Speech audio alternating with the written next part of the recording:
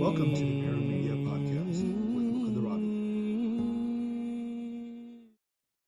Hey everyone, and welcome back to the Meru Media Podcast. Along with we have Vinit and KingKong. Again, follow Vinit on his YouTube channel, Philosopha, and KingKong, who doesn't have a YouTube channel but Twitter or X account, whatever. You can follow him there. So, how's everyone doing this week? Hello, what's up, guys? What's up, Mukunda, KingKong? Pleasure being here again. Yeah, it's good to have you guys back. It's been a interesting week overall outside the realm of philosophy and theology. There's been, stuff internationally and things like that. How are you, KingKong? What's going on? Yeah, doing good. It's been a good week. Been caught up with a lot of stuff, as you said. So let's see. Looking forward to today's discussion as we, left off at Brahmanas. So, looking forward to today's discussion on Shabda and its scopes. So, yes. Excellent. I think last time we had a general conversation around Brahmanas.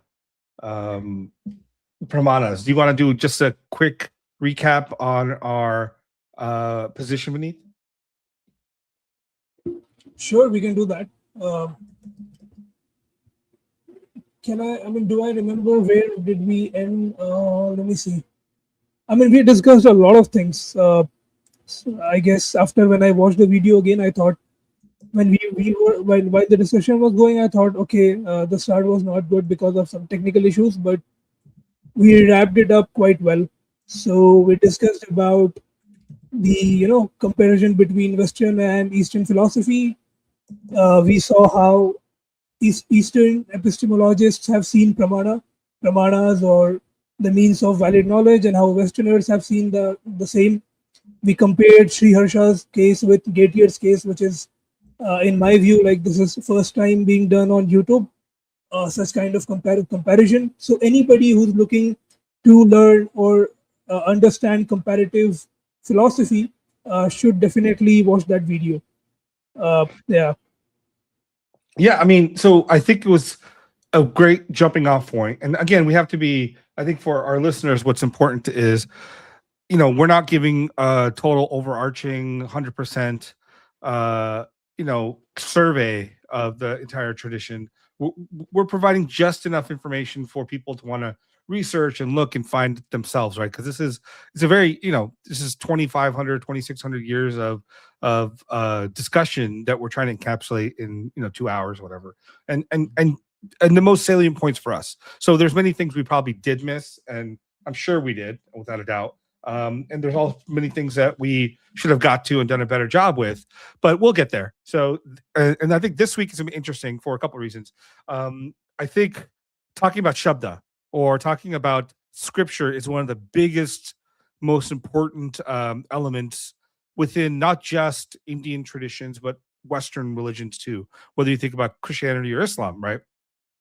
How do we think about our shastras or our spiritual holy texts? And, is it different from the way Christians and Muslims think about the Quran and the Bible? Is it similar? Is it providing a unique way for us to think about it, because I do think there's some similarities, some differences. And I think there's much more uniqueness on the Hindu side than there is on those traditions.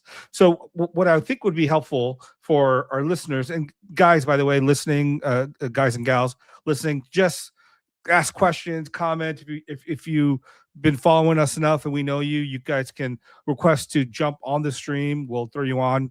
We'll have a conversation.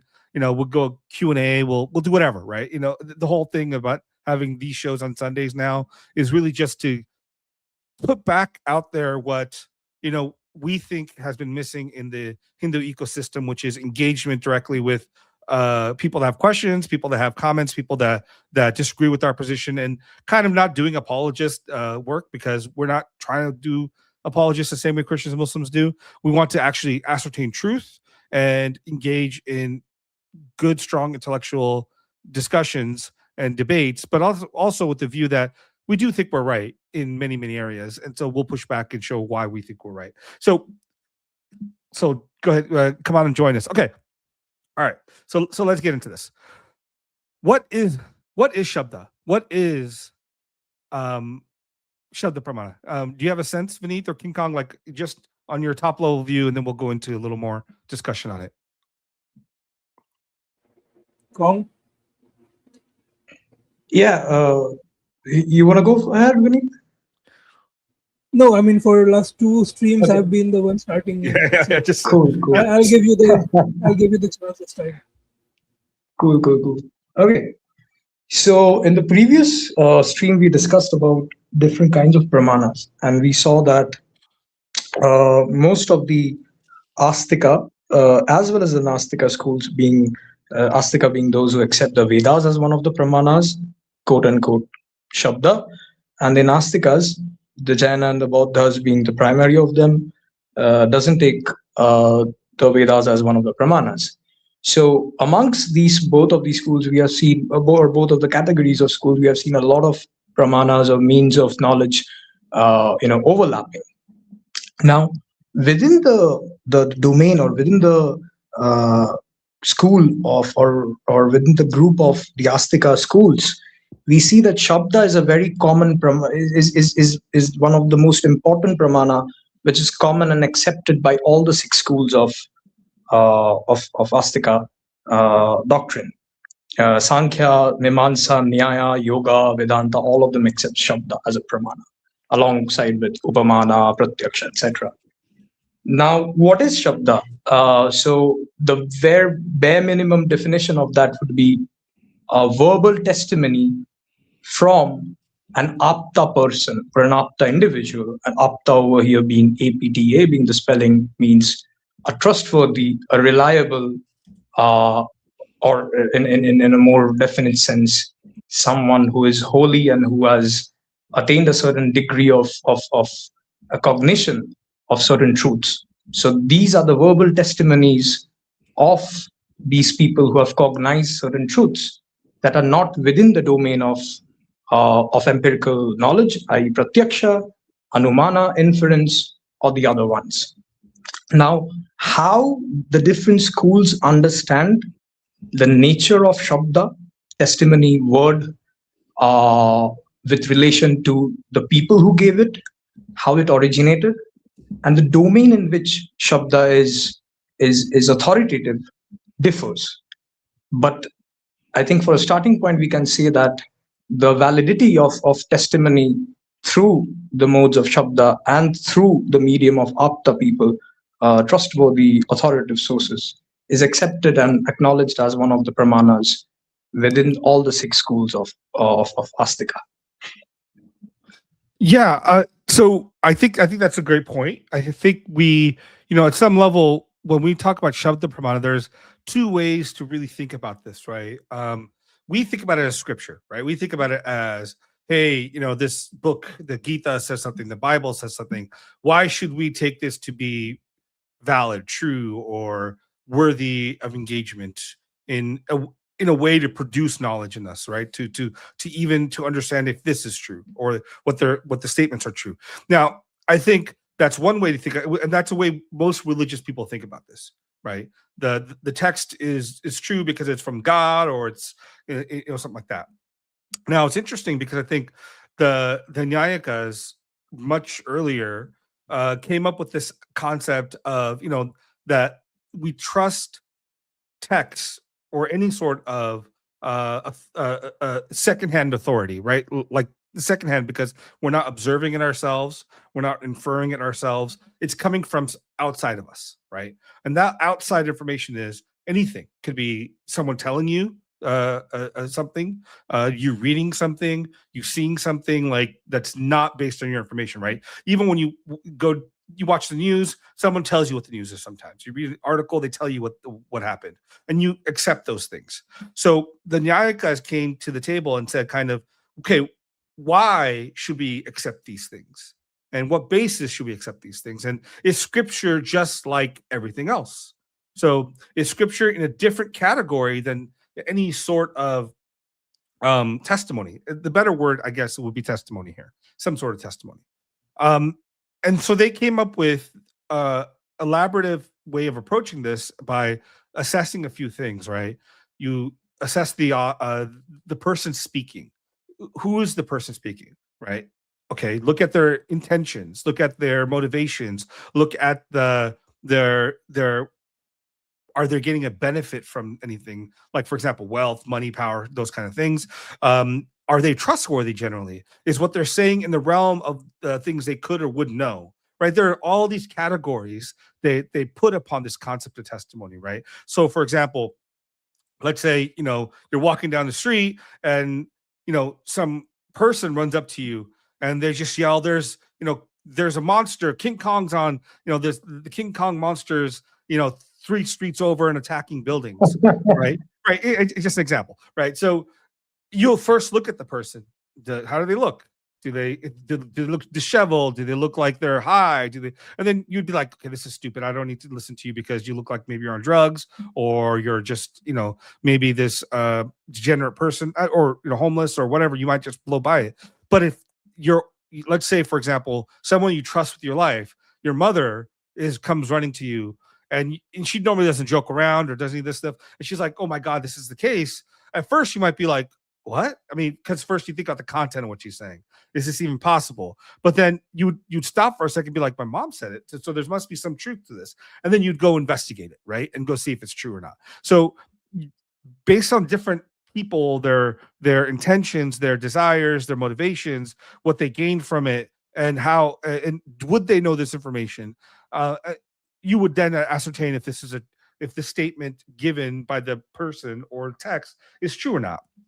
Now, I think in this context, the Nyayakas apply this to the Vedas primarily, and then secondarily to the Puranas, Upanishads, Puranas and Itihasas, and they'll say something to the nature of, well, the author of the Vedas is God, right?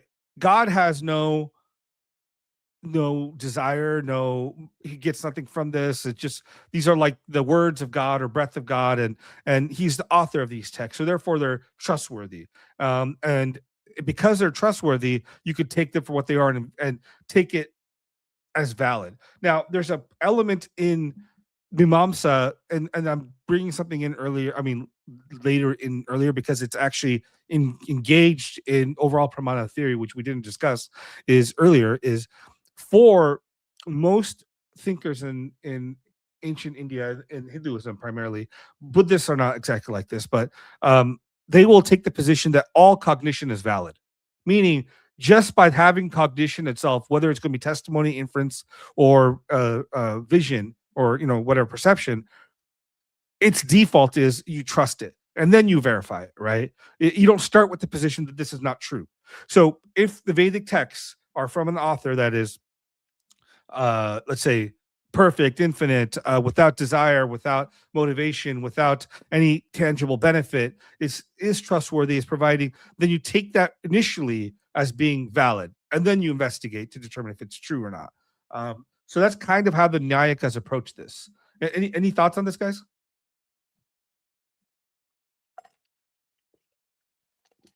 Vinit, you want to say something? Oh yeah, regarding the intrinsic validity of knowledge. So I guess the Mimamsakas as well as the Dvaitins, they accept this doctrine. So in their view, any knowledge, any cognitive state, or any knowledge episode, let's say, is intrinsically valid. So the onus, if anyone challenges, let's say uh, there's a Vedic statement or a Shabda Pramana regarding a certain, uh, a certain sacrifice which results in so and so thing or so and so reward, that is intrinsically valid for these philosophers, Mimamsakas and Dvaitis. So if anybody wants to disagree with that and want to challenge that, then the onus is automatically on them, because these guys, they don't accept extrinsic validity of knowledge. So by default, the knowledge is valid. Now, if you think that Vedas are invalid or they are not, not a kind of a pramana that you can't challenge, then the onus is on you to bring evidence, or try to go around it and show how they do not stand up to the criteria of intrinsic validity. So that's a very important thing, because when I was reading Nyayikas, the Nyaya view on how they defend Shabda Pramana, it's different from the Mimamsakas. The Nyayikas, they attribute it to God. They say that Vedas are authoritative because they are the words of God. Mimamsakas, although it is people contest that, scholars contest that they are not out and out atheists, but they are not neither theists as well, right? Not theist in a classical sense of the term. Yeah. So they could not. Yeah. So I was going to say, let's get to Mimamsa in a minute, because I think it's going to be interesting, because their arguments are very different from Nyayikas, right? The Nyayika, in some sense, we can say, I would say at some level, they're somewhat similar to Christian Muslim arguments in terms of terms of the nature of the text, right? Like, for example, the Quran is considered the word of God, therefore is inherently authoritative, right? And then so because similarly, like God is a perfect being, he has similar types of arguments there, and the Bible, the same thing. It's even though the Bible, interesting enough, admits that the text itself was not written by God in any real sense, it is inspired by God, right? This is a Christian, the primary Christian position. I'm not talking about the Jewish position on this. Like, so this idea that the Bible itself has been inspired, or the Holy Spirit has come upon the authors and the redactors and the compilers of the Bible that we have today is part of the understanding within the Christian tradition. Now, within the Indian tradition, Vedic tradition, we do have something somewhat similar, right? Because at the end of the day, like the Vedas, they're called a samhita, especially they're bringing together of the various sections or different different portions into one one single body of knowledge. So each composition is attributed to a different rishi or a different seer, a drashta, a seer, who also they call them rishis too. And the question arises, even with Nyayika tradition, is, and we'll deal with the Mimamsa later, is even though the rishis are the ones that saw it, did they actually compose it? Is this composed, created by the rishis? And Mimamsas largely argue, no, it is drishta, seen, observed. It's almost as if we've ascertained the law of gravity, right? Did we create the law of gravity? Did we make it up? Did we compose it, so to speak? No, we kind of discovered it. Or it's the equivalent of saying, I travel across the ocean and I discovered this. I didn't create the island. I didn't make the island. I just discovered it. It's there. It's existent in the fabric of reality. And similarly, the idea is the Vedic hymns, not necessarily so the Nyayikas might differ on this, but like this idea that these concepts, these hymns together are existent in morphological form in existence itself, and the rishis observe it and they see it, and then they bring it into the world below them, or to our world, and they're actually like the words of God, the breath, the speech, the oscillation of Ishwara's nature. Do you have thoughts on this, Vinit? Regarding this, what you just said about, so I mean, one could ask if these Vedic mantras have always existed, and if they were not getting created at the moment of utterance, be it from Ishvara or be it from the sages, then what about their ontology? So this is something perhaps one can compare how the Nyayikas attribute the revelation of the Vedas to God, to the Quranic revelation. But this thing about the ontology of the mantras that the Mimamsakas and the Vedantins had to deal with and come up with an answer. I guess this is not seen in the Abrahamic tradition. So they were not, as far as my memory serves well and whatever that I have read, never come across any debate regarding the ontology of the Quranic verses, like where were they before being revealed to Prophet. They say that they were on a transcendental tablet, Lohe Mahfuz, as they say it in Arabic. But even then, it was like the text was already there, like it was in a book form already. It wasn't in a sense of how we perceive or understand mantras, right? So when we talk about mantras existing eternally, we are talking about structures of knowledge existing eternally. This is entirely different from the Lohe Mahfuz concept that the Abrahamics have. I think that's right, because sorry to interrupt. No. So the idea is, and the mom says we'll get into this later because they're way more complex and subtle and radical about this. But a part of the element is the Vedas are not seen as historic, right? Even when early people like Yaska and his Nirukta or the Brahmanas interpreting. So this hermeneutical tradition, by the way, like of understanding what the Veda was, is built into the Veda itself, right? Like, so the Mantra Samhita is there, but the Mantra Samhita is explained by the Brahmanas. The Brahmanas are explained by Aranyakas. Aranyakas are explained by Upanishads. And then you have the Itihasa Purana trying to explain the Vedas. And then you have the various other ones streams, right? So the entire thing is interpretation all the way around, built into the very nature of the text, right? And then within the tradition too. So I think that's uniquely something that's the Abrahamics do not possess in any way, shape, or form. I mean, actually, not entirely true, because like if you look at Christianity, what they'll do is they'll look at the motifs of Isaiah in the book of Isaiah or the Psalms, and they bring it into the New Testament. But the explicit nature of the hermeneutical and exegetical framework is not built into the tradition or the text itself, like it is in the Indian tradition. So going back to this particular point, this idea that the Vedas themselves are reflecting eternal truths, right? They're reflecting, for example, the nature of the cosmos, the nature of cosmic entities, but more also the nature of language, right? That's very important for them. That language is always in this relational kind of situation. So by getting the revelation in one itself, the rishis engaging in the revelation, right? In that process. So the Vedic, the idea of the Vedas being this universal and foundational elements of the universe is not necessarily this physical universe that we think about, like touching, feeling, and all these things. They're about the nature of like a sound element. There's this existence of phonemes and vibrations that exist beyond simple physical manifestation, so to speak.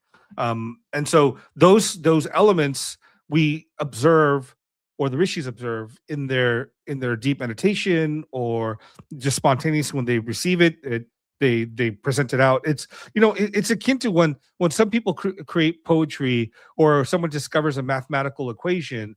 They're not like, oh, I solved this. A lot of mathematicians are like, oh, this is just the beauty of math. It exists everywhere, right? And somewhat the same way the Vedic seers saw that language or sound or this I wouldn't say auditory element, but this like almost expansive element exists everywhere, and it comes down through the Vedas. So it's a discovery through the Vedas, right? It's different than like going to the Quran and saying, well, God had written in the heavenly Quran that Muhammad would come at this time and give this message, and so on and so forth. It's less historical, more, I would say, like foundational cosmological. Yeah. Thoughts? Yeah. So, yeah, I think you have covered most of the brief points about the nature of the Vedas, or the Shabda, how the different schools see it. Now, regarding the Nyayika view, right, that where does this knowledge exist, as Vinit pointed out? So, as far as certain academicians, the early Nyayikas didn't have any kind of, proposition regarding Ishvara being the author of the Vedas. The Nyaya Sutra is kind of silent. Well, again, different academicians might differ that there might have been a certain rudimentary ideas. No, but now the Nyaya is fully fleshed out, the idea is that at the start of each cosmic cycle, it is Ishvara who combines these words, sound forms together, stitches it, and gives the Vedas to the rishis or to Brahma, etc. Now, where does the knowledge of the Vedas stay between the junctions of the birth, the end of one kalpa and the beginning of the other cosmic cycle? Well, the answer is within Ishvara's knowledge. So Ishvara, the Nyayikas would say that we had a lot of aptas like Gautama, who's the founder of the Nyayika school. He's an apta purusha, right? He's a trustworthy sage. There are other sages, but Ishvara is the apta of all the aptas. He's the most trustworthy source ever, right? And he teaches all these rishis. Now, the cognition, the knowledge of the Vedas, the content of the Vedas are the content of the propositions of the Vedas are within Ishvara's mind or consciousness, however you want to see that. During the time of the deluge or during the time of the cosmic sleep. And when the next cycle is kickstarted, he, for the betterment of the world or to help the other people understand, or the jivas understand the nature of reality, gives these two trustworthy sages, right? Now, the difference between the Mimamsakas with the Nyayikas would over here be the Mimamsakas would hold on to, and as we would see hold on to a very concrete and very robust view about the eternality of the sound of the Vedas, right? So it's not that, even if the meaning, subsists or is preserved across these cosmic cycles, it's not enough for them, right? And even the sound pattern has to survive the deluge. Now, for the Nyayikas, it doesn't, it does, because, for example, because they also take the fact that sound is perishable, right? When I utter something, it goes off, right? There's no eternality as such in that. And they don't see this as a problem because the meaning is already preserved in Ishvara. And Ishvara can give and reveal different paths at the starting of each cycle. That would be it. Now, we can discuss some certain things about how the Vedas see the nature of their mantras, Mukunda. So, yeah, Vinit, go on. Yeah, so regarding about the grounding of the Vedas, we can't say the same about Mimamsakas, right? Because they don't have the concept of Ishvara. So Vedantins can say that, yes, during the time of annihilation or destruction of the universe, there is no seer, no human seer or no divine celestial seer to see the Vedas or preserve it in their consciousness. So who's preserving it, right? And we can say that it's Ishvara, it's Brahman, basically. Brahman eternally sees all the mantras of the Vedas in the exact syntactical order, and it is him who, as the Vedas say, that it is he who revealed it to Brahma, I guess. If I think that's in the Vedas or the Puranas, but yeah, there's a statement to that effect. So the Vedantins can say that it is preserved in Ishvara's consciousness, but what about Mimamsakas? Where are they grounding these mantras? Can we say they are something similar to mathematical Platonists regarding the numbers? So can we? Yeah. I think can we do this when we get into the Mimamsakas? Yeah. It's going to be interesting. What I think would be good right now is maybe we talk about the Buddhists, right? And their response to, because in that engagement with the Buddhist tradition, we'll get a sense of what how the Mimamsakas developed their philosophy and why they developed it. So before we go to the Buddhist understanding of Shabda and how they critique it, can you pull up the slide that I shared regarding Sayana's commentary on a Vedic mantra? Yeah, but Sayana is so much later, right? Do we want to do that first? Oh no, I just wanted to show that the understanding of the mantra within the corpus, the Samhita, and how it sees itself. Give And me just a some brief sec. remark. Let me make sure. Let me pull that up. Do you have your computer open with those passages? No, actually, I'm accessing it through my phone. So yeah, we got to change that next time. Hold on. So let me pull this up here. Give me a sec. Continue. Because you have a couple different ones in Sayana, right? So could you give me that's Shankara's commentary? Let me look at Sayana's. Which one was Sayana's? Did you? Sorry. Okay, let me see. Oh yeah, that one. Okay, that was the one. Okay, that's what I thought. All right, let's pull that baby up, and then let's share it. All right, let's.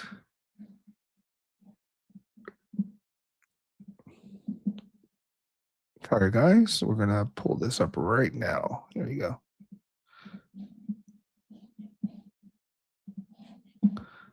Okay, we're on stage. There we go. Right, this one. KingKong? Yeah. Okay. So this would be.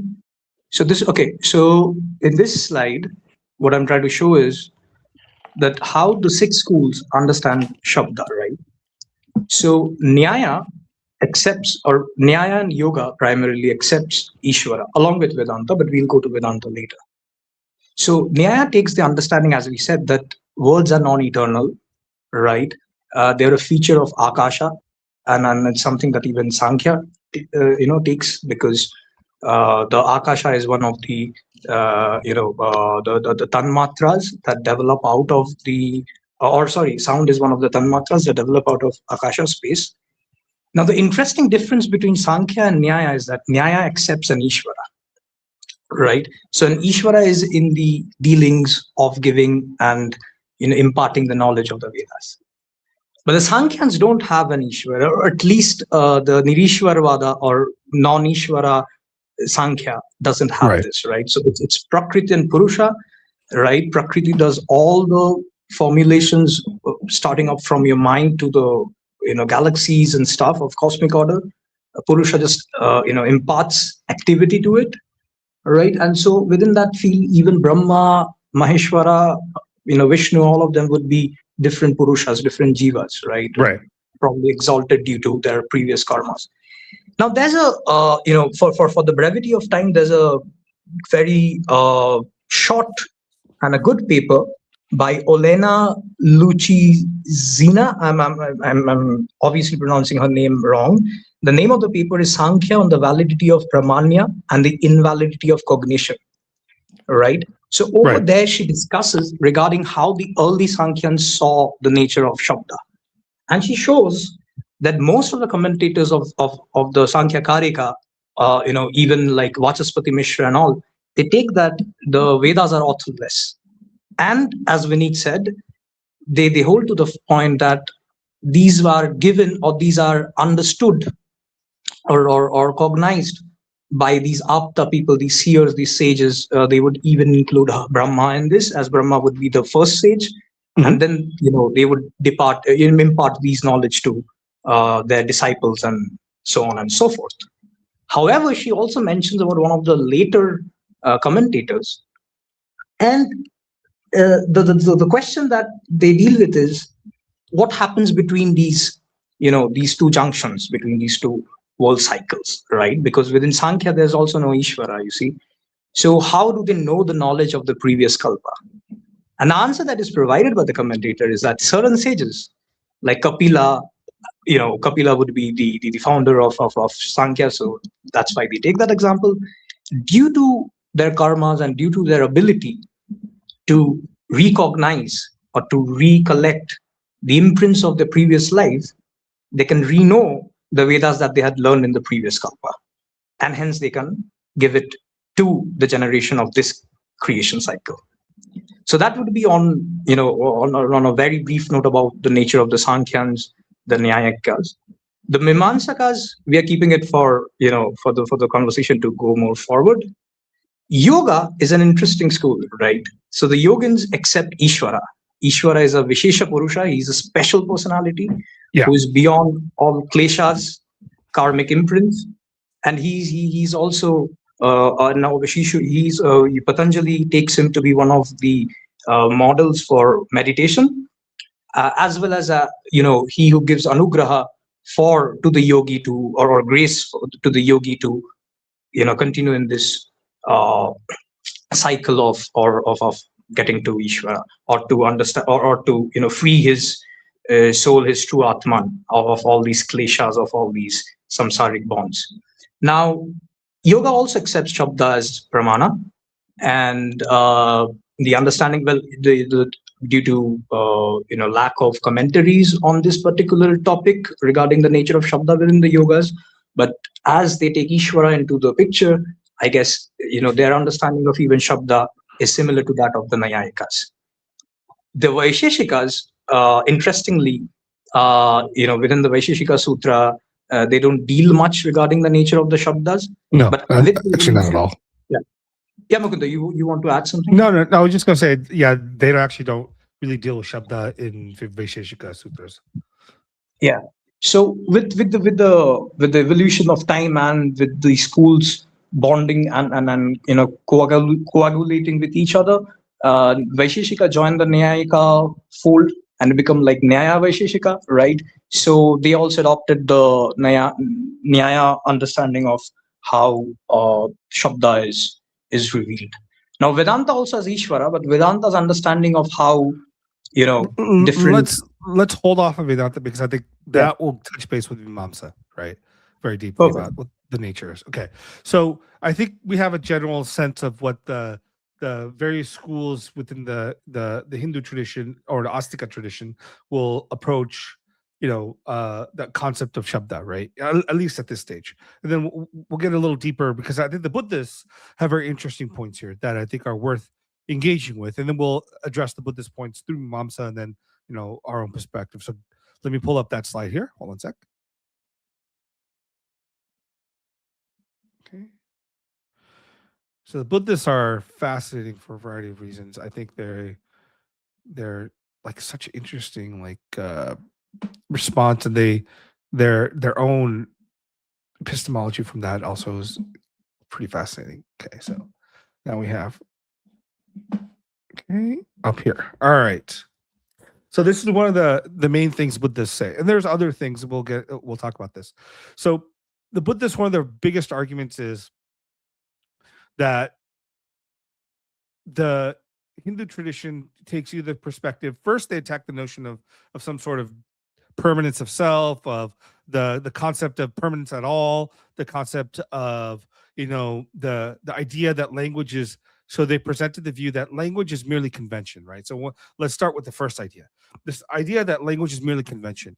Their argument is, well, how can the Vedas in any way, shape, or form give you truth when the words they use are merely dependent upon convention? Like if I say today, if I use the word, bright, that word is context within my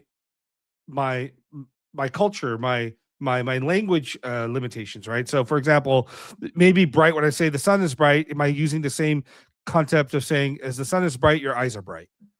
Well, your eyes aren't bright, the sun is bright. So we're using convention here to describe reality, when reality can't be described merely through convention, right? So what is it the Vedas are actually providing then? Are they providing us convention? Or are they providing us ultimate reality? They can't provide us ultimate reality, because words don't do that. Words are merely giving you a statement about what something is not, right? So if I say something is bright, what I'm saying, it's not dark. So that's one of their arguments on this, is like this idea that the Vedas and the words of the Vedas are something that provide knowledge or provide truth is nonsensical, because one, language is convention. Two, there is no permanent self. There is no permanence. So when Vedas speak of permanence, they are speaking of something that's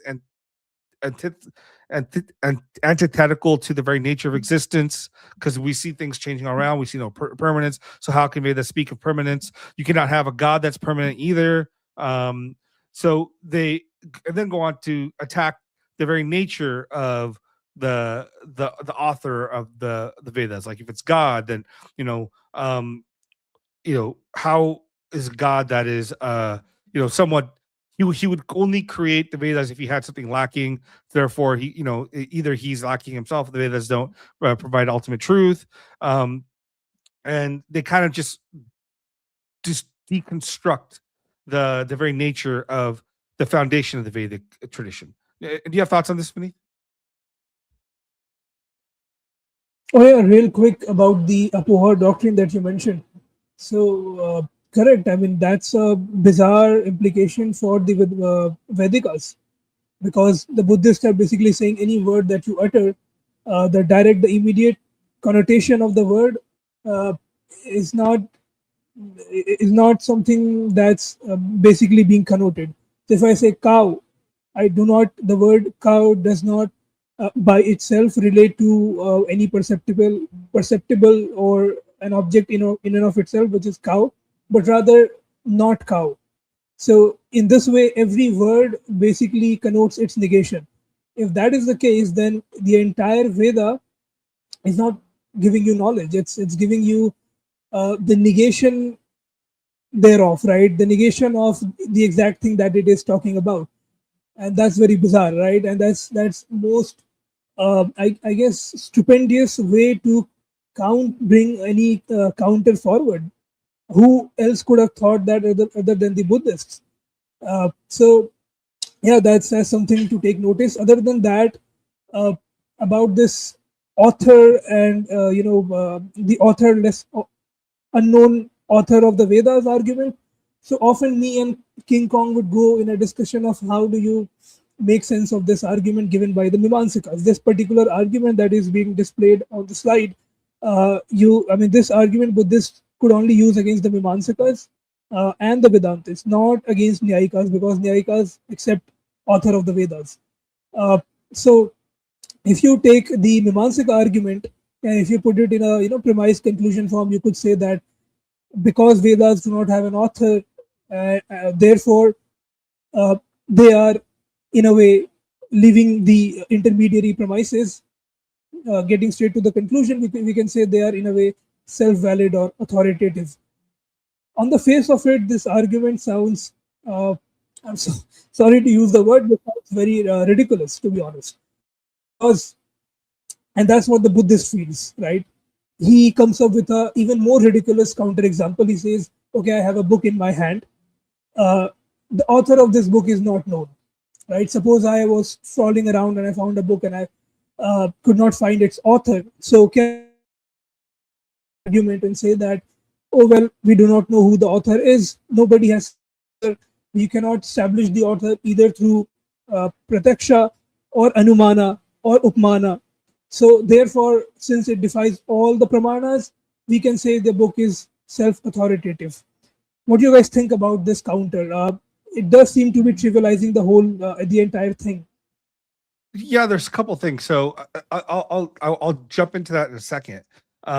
So this argument that you presented is the Buddhist argument against the Mimamsikas, right? Because Mimamsikas are essentially arguing, and maybe I'll expand on this. So the history here is the Buddhist earlier argument was against the nature of Ishvara, and that any speech is dependent upon context, person speaking, the relation, words, the author, and memory, and all this other stuff, right? Like, so they're making an argument, basically trying to undermine the concept of Shabda.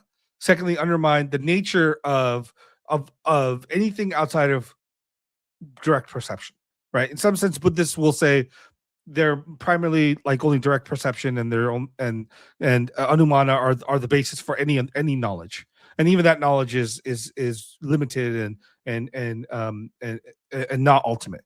So the Mimamsas came back in response and said to the nature of the Buddhist argument and said, well, your argument only applies when we have an author. We're saying that the Vedas have no author. They're authorless. They are beyond this concept of someone creating it, but in fact, they're the very nature of existence, right? They exist as is, and they've somehow been seen and experienced by the rishis. Again, they're very clear. The rishis are merely the conduit for the Vedas. So the Buddhist response to this is like, oh well, yeah, I mean, fine, you say it's authorless, but all that means is you don't know who it is. It doesn't mean that there is no author, because look at all indications in the world. Every single thing that is written or told is coming from someone. We don't have an indication of any authorless anything. So, but the Mimamsa's response to this is, well, where does speech come from? No one authored speech. No one came up with these phenomes, these words. They exist. They exist, and they come into being every time we utter them. So it's not like someone suddenly said, "Eureka!" Ka sound exists.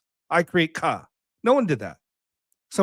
Ka sound came, and when that sound comes, where's it coming from? It's coming from something that's beyond the level of authorness. So their argument, the Mimamsa argument, is just like these phenomes exist in the world, not created by anyone.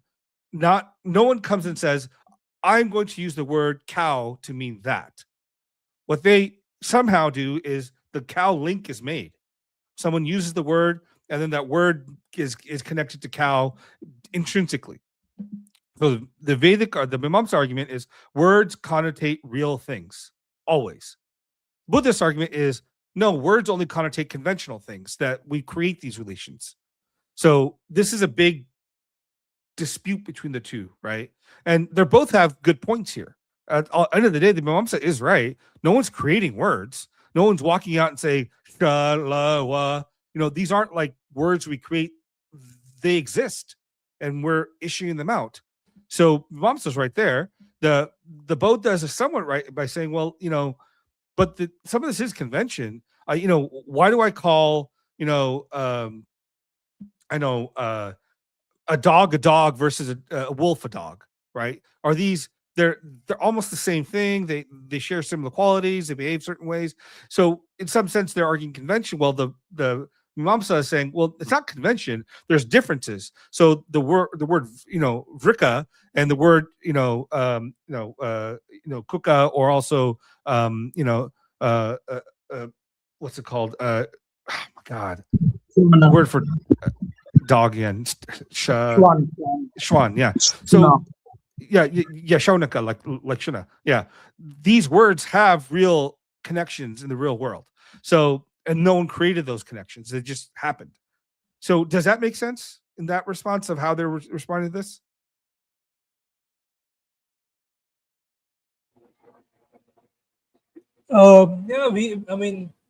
As a response to this particular argument, the synopsis definitely makes sense, and thank you for giving the background and explaining the entire thing and how it erupted basically. So on one side you have the Mimamsikas arguing that words do pick out positive things. Buddhists arguing on contrary that no, they do not pick out things positively but via negative. So when you say cow, you basically mean you exclude everything that is not cow. So not cow basically.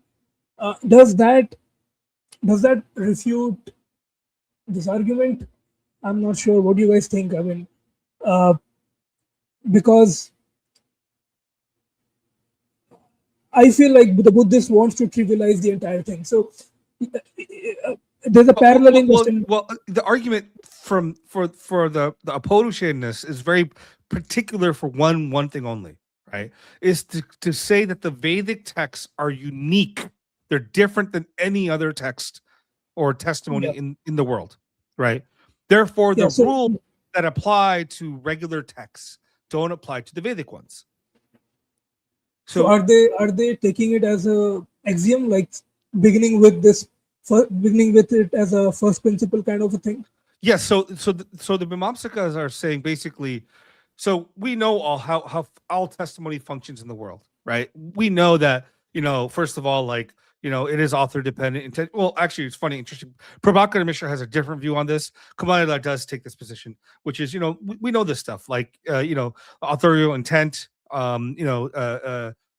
speech in terms of how it developed in between the listener and the hearer, and that words have meaning and so on and so forth, right? So what the Mimamsas are arguing fundamentally is all normal texts, all normal testimony is based on these things. But what if you have a text or testimony that is authorless, that is eternal, that is beyond other testimony?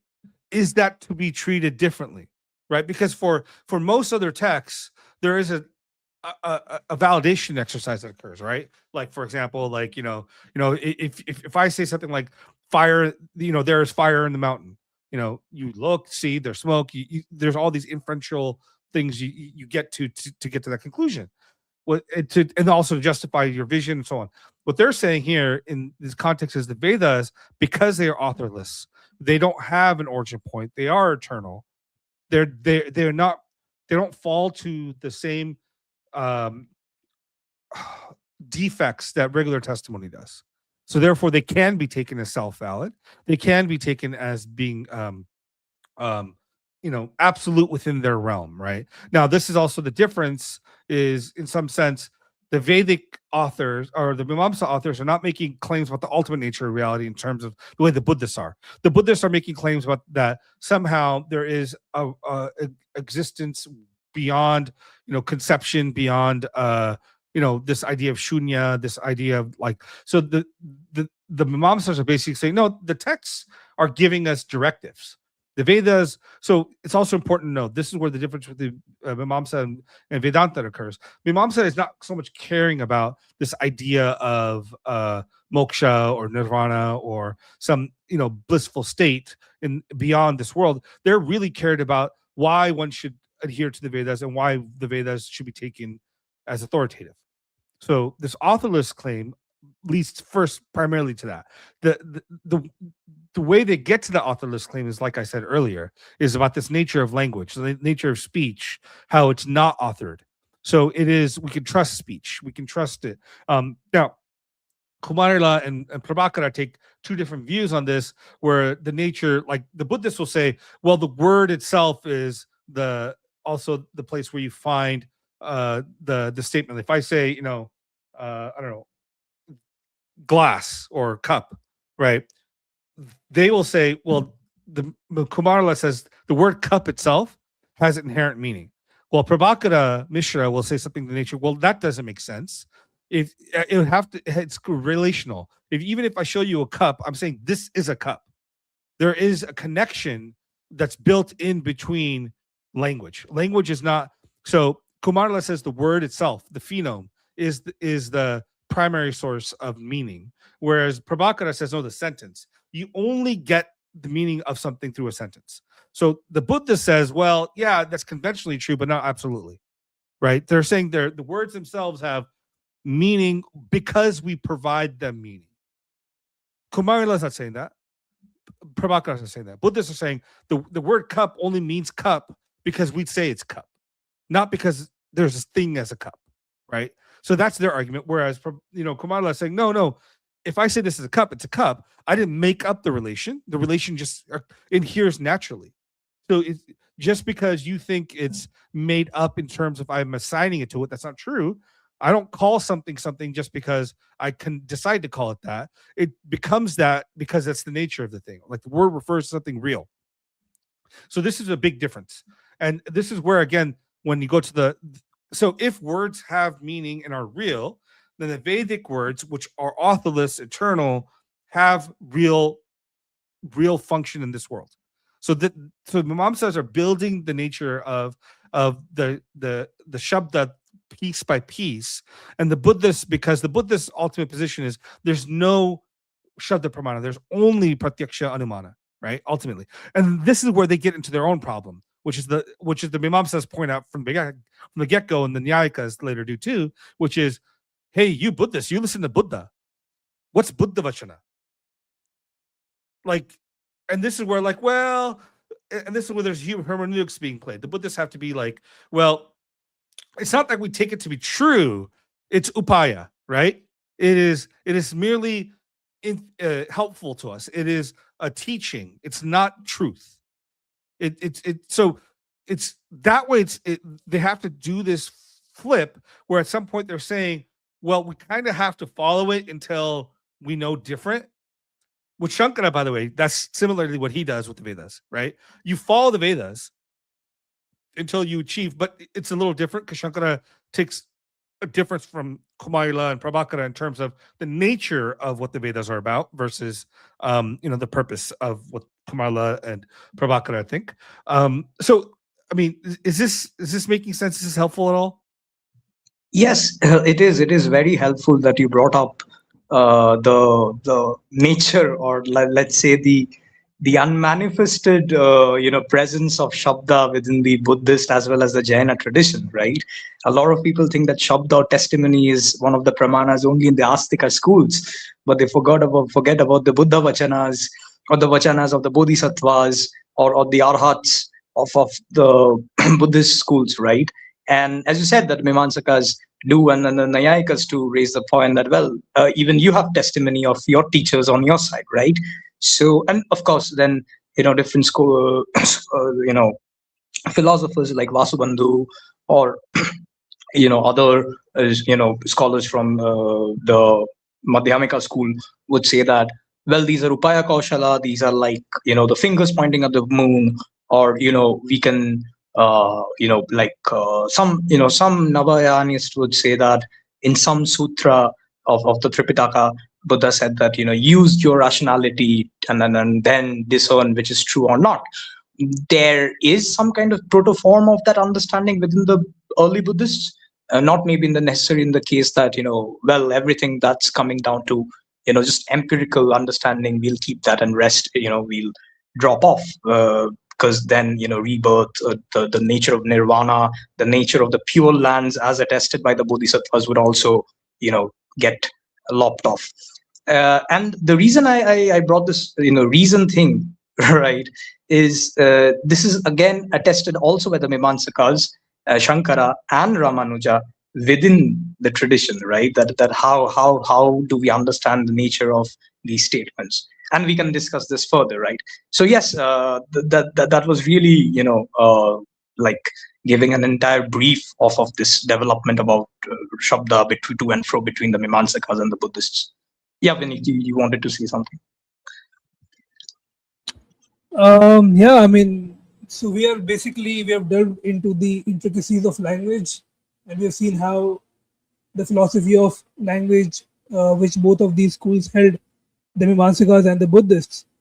Something that Mukunda commented upon, or the way he explained the Buddhist philosophy of language, reminds me of Wittgenstein. So, just as a passing reference and a passing note, he argues against the referential theorists. So here, referential theorists would be the Mimamsakas, for whom every word has a reference in the external world. And remember, the Buddhists, especially Dignaga and others, they are they are not externalist. They are not realist in a sense that they accept a mind independent world that exists out there, which is mapped in every proposition or with every word. So they come very close to Wittgenstein, because Wittgenstein says the same thing. He says you don't need a reference to understand a particular word. Language works like an algorithm. So if you have syntax, and if a couple of people have been repeating that syntax again and again, there a pattern develops in the mind where the mind automatically cognizes that this is the next word that's going to follow. If you have the syntax in your mind, if you have the grammar in your mind, you do not really need the object outside of the language in order to utter the next word, because you have uttered it so many times. You know what the next word is going to be, because it fits well with a particular kind of sentence in the standard grammar that is spoken in the social world. So this comes very close to what the Buddhist is saying. He's saying that, let's say I say a formal greeting, how are you? Now, how are you need not, for the Mimamsakas, you would have a connotation, which is you, the person that I'm referring to. For the Buddhist, they would say you gets its meaning by repeated usage over generations and generations, something which comes very close to Wittgenstein. So he would say the word you has a meaning because it has integrated itself into this standard syntax. How are you? So you always follows how and are. That's quite, this understanding is very algorithmic, in a sense that that's how AI also uses language. It does not positively understand what each word means, right? So it understands it by following the pattern, how words appear one after the other. So that's Yeah. something we see in the Buddhist philosophy of language as well. Yeah, which with the Mimamsa would respond back and basically say, well, maybe that's the case in most languages, but it's not the case in this language, which then will jump into Sanskrit, right? And basically say, well, we have these strict rules that actually have been the case for forever, as far back we can go. Like we know we can build, everything from these dhatus, right? These roots.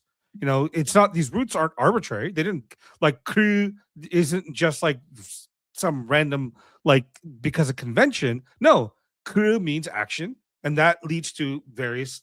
You can't from that word just make up another word like and say kru means water. You can't do that. It doesn't make sense. There are rules within language, and these rules are built into the language itself. So what they, even though you might say it's convention, over time people just habitually do it. Well, the rules don't change over time. Your words might change, but the rules keep the language still. Like you don't end up English to be English. You have to have subject object. The structure has to be. If I say you, me, am, that makes no sense. If I would have to say like, I am you, or you are me. Are me you? You'd be like, what does that mean? Nothing. I've used all the conventions. I've used the words and the reference, but the structure of the language is going to tell you what's the referring, who's speaking, what's the connection. It's not. So this Mimamsa argument is clearly that matters. It's not just made up.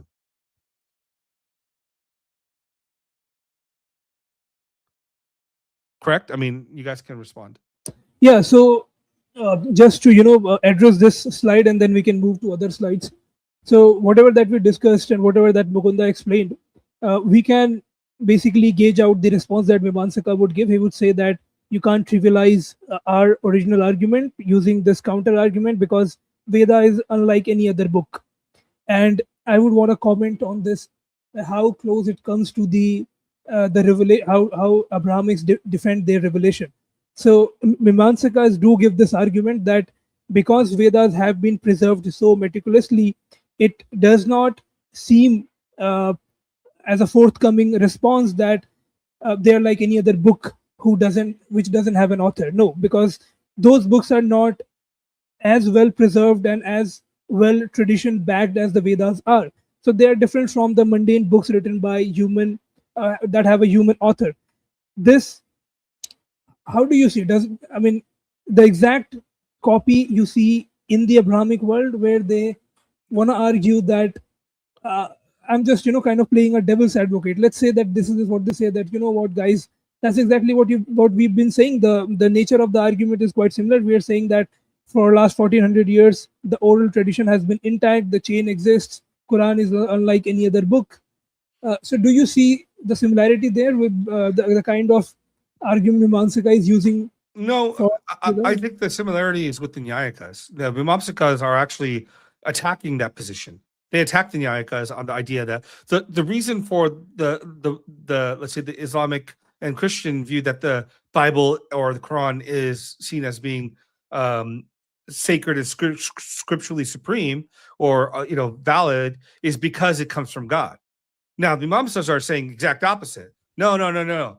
This thing isn't not coming from God. It's something like this nature of God you're talking about. It doesn't matter, because this thing is beyond that. The Vedas themselves are the very fabric of reality. But this, the emphasis on the tradition, could we say that that this kind of reasoning, which depends upon the how the tradition has been well intact, goes to put a credence on the text, is not foreign to this land? Because Mimamsaka's previous many at least decades before the Abrahamics used a similar kind of reasoning, that because our tradition has been intact and we can show you, we can as far as the memory serves or the tradition itself can testify for its own self that yes, we can go back generation before to show and to argue that the Vedas, even back then, they existed and they were claimed as the supernatural, or expressing the divine reality. So this emphasis on tradition, do you not see how similar it is with the uh, that has been there among the Dawa tradition, where they start off, if you ask them, prove the Quran is word of God, they'll say, obviously the one argument would be because it is authored by God. The other argument, to escape circularity, they would say, look how well Quran has been preserved, or look at our isnad or the chain of narration. That's similar to what the Mimamsikas are saying, and Mimamsikas are saying before uh, the Islamists or the Abrahamics incorporated it in their polemics. So yeah, I mean, so I would say there are similarities without a doubt. But I think the details on this would matter, because what the Mimamsikas are not saying is that because this is a preserved word of God, that it is true. That's a different statement. What the Mimamsikas are saying is, even, by the way, because Mimamsikas allow for the fact that the Veda has been lost. And in fact, the Veda has been lost before, right? In each Yuga, Kalpa, this thing, this cycle occurs, right? The Vedas have gone away. We don't have the full Vedas. We're limited Vedas. So their bigger issue is not, and this is the difference, is they're just saying, hey, these are injunctions that we have to follow. Why do we have to follow them? Is because they're authorless, they're eternal, they're because they're, and this is important for the nature of, also when we talk about Pramana, what we talked about earlier, which is, where does Shabda sit in the Pramana theory? Where does its power sit? And this, I think, is a big difference between the Abrahamic traditions and also the Hindu tradition, is because Pratyaksha Anumana have primacy in things of this world, right? My vision or my senses are more important than Shabda for this world things, right? The only area that Shabda has any sort of power is what they would call adrishta, or unseen, which can be things of, like, unseen connections between, let's say, karmapala. If I do a yagya today, how do I know that there's a karmic consequences? They come up with a theory called apurva, and that theory talks about this nature of the effect playing out over time, and it's unseen. And then the other element that, by the way, that also applies to things like the Vedantins take that also and then apply it to Brahman, right? How do we know why is why is Veda important? Because that's the only way we can know Brahman, right? The Veda is the only way we can know Brahman. And the other area is Dharma. Like, we can't know Dharma through inference, or we can't know Dharma through we can't see Dharma. Like, there's this thing, KingKong and I have talked about before. It's not as if the Dharma comes out saying, here I am, look at me, and follow me. It's comes out through a text that is passed down in the tradition. So again, this is where I would say the difference is, whereas the biblical and the Quranic is saying something absolute about the nature of itself and its God, the Mimamsas they're doing a bigger thing, but they're making a smaller claim. They're making a claim about, you should just do this act. You should follow these rules.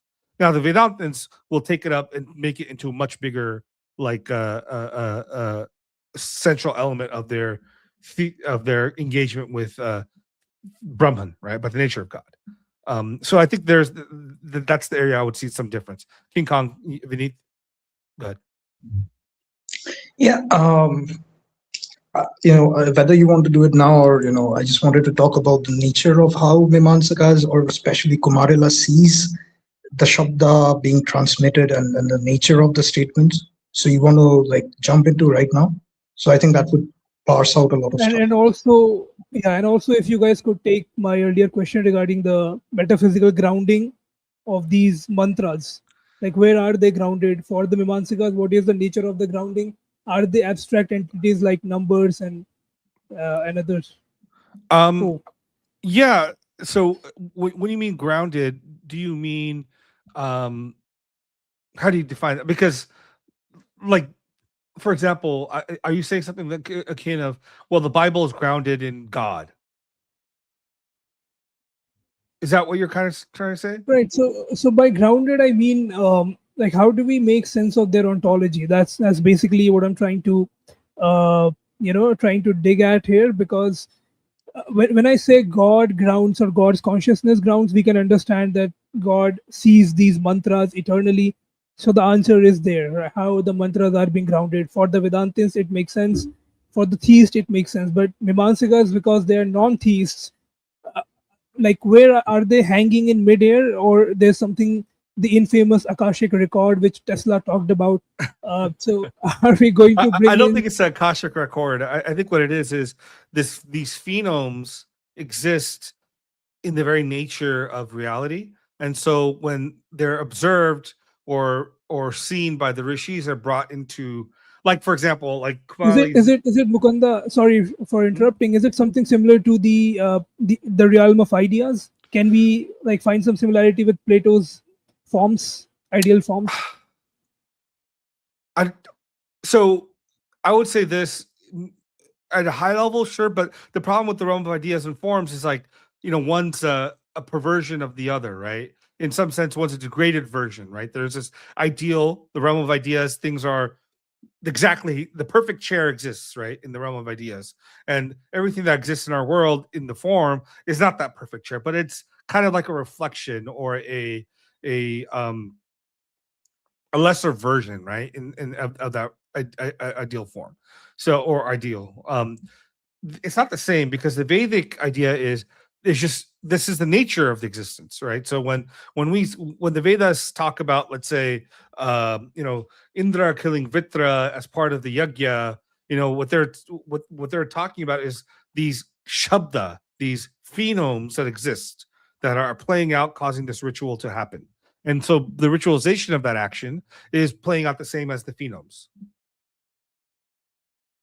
So, if I may, Yeah, please. right? Yeah. So the Mimamsaka tradition is basically a commentarial tradition that is based on the Jaimini Sutras, or the Purva Mimamsa Sutras, right? Now, you have different commentaries of Pravakara, of Kumarila, but the earliest is that of Shabara, right? Shabara Swami. Now, Shabara Swami, interestingly, like, as you said, Vinit, the Mimamsaka tradition is primarily a non-theistic tradition. It's not atheistic in the sense it is, there's only the physical material world, but it is non-theistic in the sense that they would give profuse arguments, Kumarila would give profuse arguments against Ishvara, right? But also defend rebirth, karma, the apurva nature of the yajnas, the eternality of the Vedas, as well as other realms that can be that exist, or other subjective states of experiences after death. Now, when Shabara is talking about the nature of the devas, or the deities, because each hymn of the Veda, of the Samhita, is dedicated to a particular deity, right? Sometimes the deity would be the rishi, also the rishi being the cognizer, the seer, the devata, the deity, being to whom it is dedicated, right? And the chanda, of the meter, being in what meter the mantra is coming forth. Now, Shabara says that, or within the pervasive Mimamsaka tradition, the devata is basically the nama, or the name of the devata, right? So there is no Indra outside of the word Indra, right? Or when we are calling Agni Nile Purohitam, then the power of, let's say, that devata, whatever that means, is that utterance, right? And then he goes on to divide what kind of devatas are there, and so on and so forth, regarding the references, or regarding the number of the hymns, or the type of the hymns, or in what sacrifices it's used. However, Shabara makes a very small point.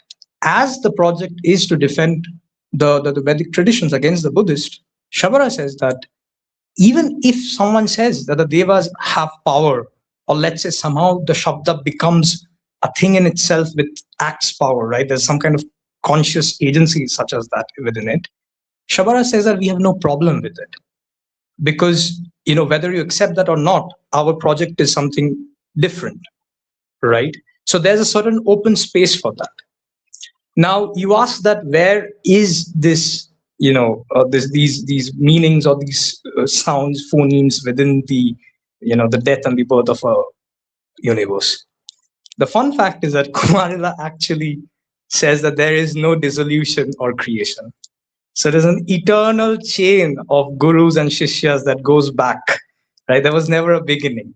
Now the question comes is that within the Samhitas, you have these statements, Prajapati brooded, or Prajapati, did tapas, and Agni, Surya, and, Vayu emerged. And from them, he milked out the Rik, the Saman, and the Yajush, right? Or, at the beginning, there was the one who, or Ishvara, who the self that was brooding over, and he thought that, Ekoham Bahushyama, I want to be many. So Kumarila says these are Arthavadas, right? These are just, or instances in history, or just, these are Arthavadas, trying to force you or trying to coax you to say that, as, they also do this, so and so you must also do this, yakya, because most of these, akhyanas or narratives precede certain, sacrificial axioms or formulas. So that's Kumarila's understanding, that there is no dissolution, there's no absolute like pralaya, so to speak, like, right? He says that we can think of these cycles as changes of summer, changes of monsoon, right? That these different times, but there's no absolute deluge, so to speak. And therefore, as the guru teaches the shishya, the teacher to the disciple, and so on and so forth, the relation between the word and the object is maintained in that order, right?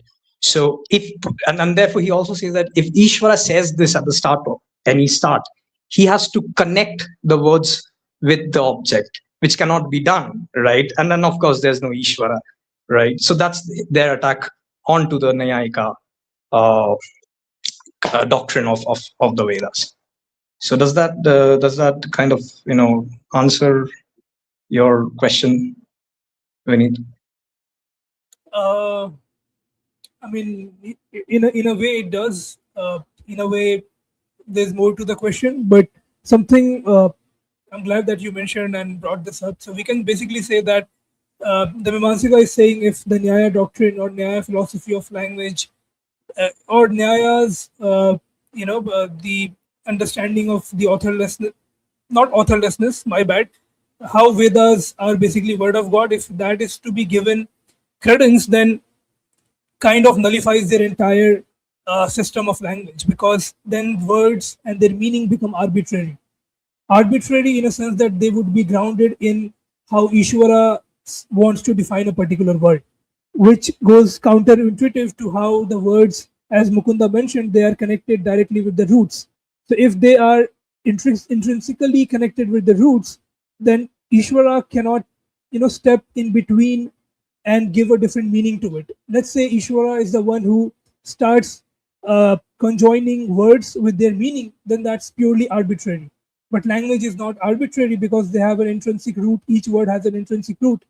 And so if language is not arbitrary, then the Nyaya, entire philosophy of language and this argument that Vedas are authoritative because they are word of God collapses. So that's a very crucial point that you made. Helps us understanding the debate between Mimamsikas and Nyayikas. But the question that I was asking was more to do with the ontology of how do we see these mantras. Perhaps my postulation will be that we take the Platonist view, that in West we take around the numbers. So the number 1, the number 2, or any mathematical proposition, they exist by themselves and they are abstract realities. So you have on one side the concrete realities like the concrete objects, this microphone, the laptop, and everything around us. And then you have the abstract objects. They have ontological status as well. So we can say in the Mimamsaka view or in the Vedantin view, I think Shankara in his Bhashya argues this exact thing. He says, and there's a way how entire thing connects with metaphysics. So Shankara says that before the word is uttered, the meaning already exists. So the utterance of the word is not creating the meaning. Now, where does the meaning exist? There can be two different proposals to it, but both of them would kind of entertain the concept of universals, samanya. So both Mimamsakas and the Vedantins, most of them accept the concept of universals. So meanings are seen as universals. For example, let's take the example of cow. So among all the cows that exist, you have this one universal cowness that runs through and through all those particular instances of cow. In the same way, the meaning of anything, let's say the meaning of the word cow itself, let's take the word cow or tiger, lion, book, whatever, right? Or any particular proposition, the meaning eternally exists. However, when we utter them, when I say a particular sentence, that sentence is a particular instantiation of that universal which has already and always been existing. So this is how this entire philosophy of language of the Mimamsakas connects or gives rise to this, blooms in the form of this metaphysics, where the metaphysics of universals. So each meaning is a universal in itself, and this is not something, people might hear it and they'll be like, oh, that's bizarre and there's nothing, no such thing as abstract objects. Mind you, even in West, the pioneers of analytical philosophy, Frege and Bertrand Russell, early Bertrand Russell, had this exact view regarding meanings. So for them, the meanings of each word, even words like Vinit, Mukunda, or Arnab, let's say, or any noun which is a name of a person, is also eternal. The meaning of the name of that person is also eternal, and it exists as an abstract object. So that's how I would try to understand, how Mimamsakas are grounding the Vedic mantras. I think that's exactly how they do it. I mean, especially Prabhakara, I think is very close to Frege in his concept of language that way, as being eternals. So Mimamsakas have made the argument. Yes, the sound is temporary. Like when I say, Om or Vineeth, that sound is temporary for sure, but it exists eternally. Like the sound has a beginning and end, but the beneath word and the Shabda, which is Shabda Brahman, exists eternally.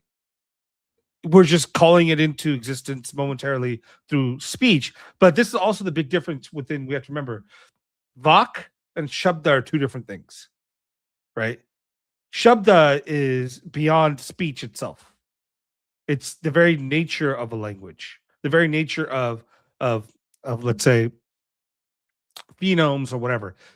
Vak is the immediate expression of Shabda. Or rather, Dhvani, right? Dhvani, Sound. yeah, sound. Yeah. That's right. Yeah. So, So where does Artha fit into this? Artha, by Artha, I'm trying to meaning. meaning basically. So this is interesting because the Mimamsakas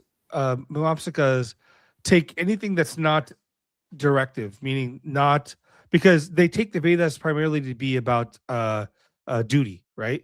What you should do the karma, because so Kumara takes a position that there's reasons to do karma. The Veda gives reasons, which is phala, apurva, all these other things. Well, Prabhakara takes a position ultimately that no, just by the very statement, that's the reason to do dharma, to do the action. So meaning itself is only matters like it's like tangential for them, right? Meaning like this. Like the Upanishads for most Mimamsas are have no intrinsic value to themselves, but they have only value as artha for the purposes of the Vedas, meaning the mantra samhitas do the ritual. So they provide stories or context or secondary material for us to do the ritual or do the dharma. So they themselves have no separate meaning outside of that. Does that make sense or what? At least Oh yeah, it does. It does. Okay, let me see. Shall we move forward? Any other slides? Yeah. So Yeah, I got one. Mukunda, I just sent Yeah. you the slide, right? Can you just pull it up, because I wanted to like build upon like what Vineet said regarding Frege or the abstract realm of ideas. Yeah. I'm doing it right now. Hold on.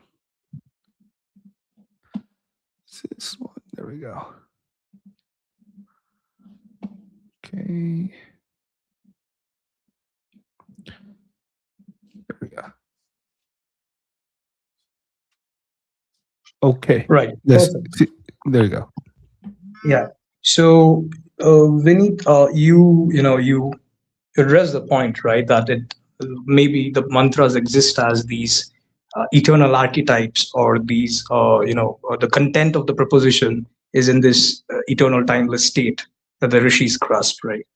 Now, within the Rig Veda Samhita, there's a mantra, the famous sukta, which is, cognized or seen by the Rishi Dirghatamas. It's in Mandala 4, the sukta number is 164. And it is also the famous verse from which you get the often misquoted mantra, Ekam Sat Vipra Vahuda Vadanti. The truth is one, sages know it in many names. So within this long hymn, which is very esoteric in its nature, the Richa, or the mantra 39, talks about Richo Akshare Parame Vyoman Yasmin Deva Adhi Vishve Nishedhu, right? The Richas or the mantras is in the Parame Vyoman, is in the Akshara, that is the non-shara, or moving away or decaying, right? Not So it's changing. eternal, non-changing, right? Parame Vyoman, the highest Vyoma, or the highest space. That's Yes. Vaikuntha. That's Vaikuntha basically, right? Yeah, you can take that, right? Of course, of course. Right. And it says that Yashmin Deva Adhi Vishve Nishedu, right? Where the devas are seated on the mantras. So it's very poetic in that, seeing how these these entities relate with these sonic or sound forms. And then it says Yastanna Veda Kim Richa Karishyati. So he who doesn't know it, what will he do?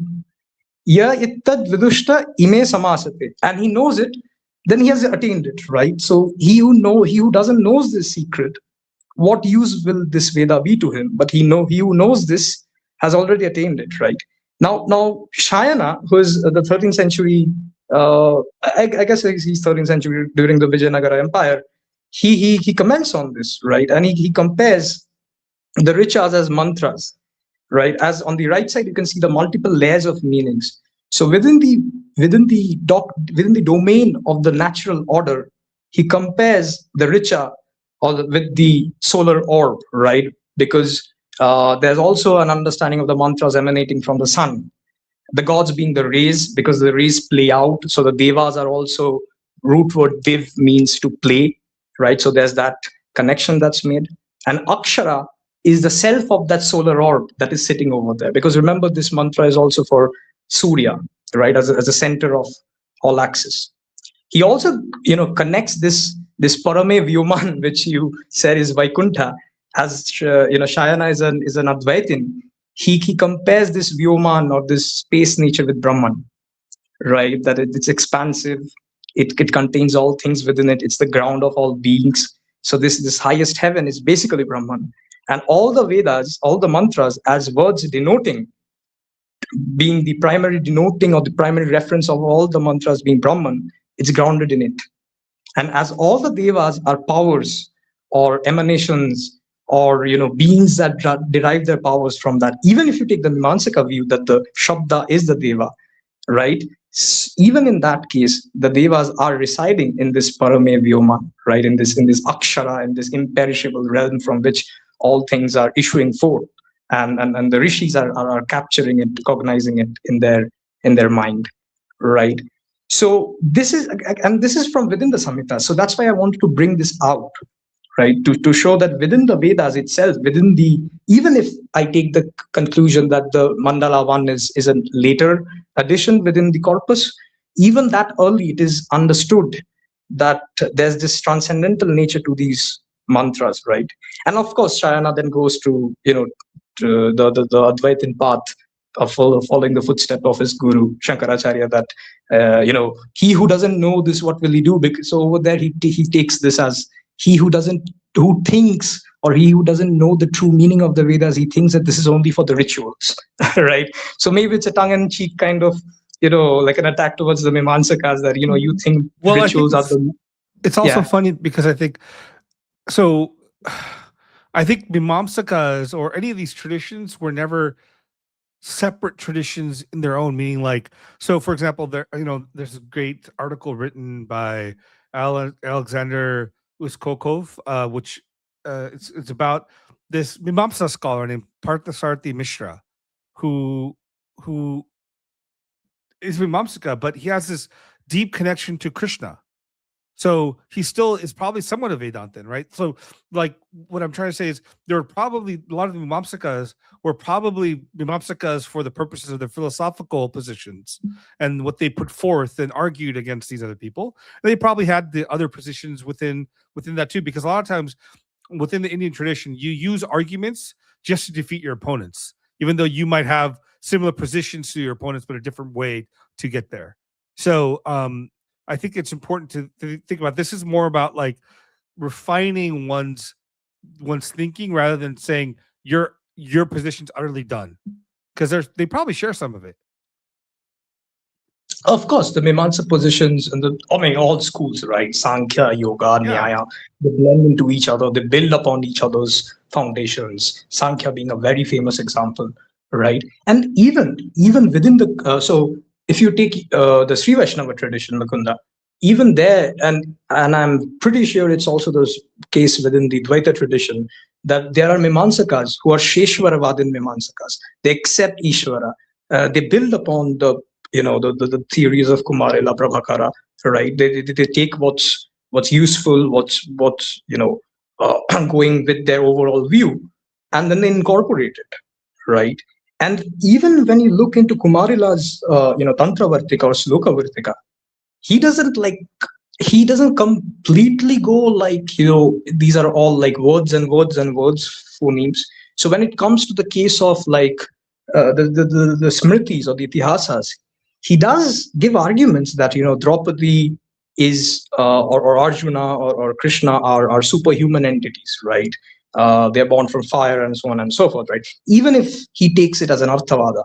Now maybe there's always a question that how does he understand this? Maybe within the realm of the story, he understands these as superhuman entities, or he can also, as he believes in souls, I think it is not foreign or it is not antithetical to the Mimamsaka's position that even if there's no Ishvara, there are these superhuman beings or these highly elevated souls who have reached what they reached due to their purva janma karmas, and so on and so forth, right?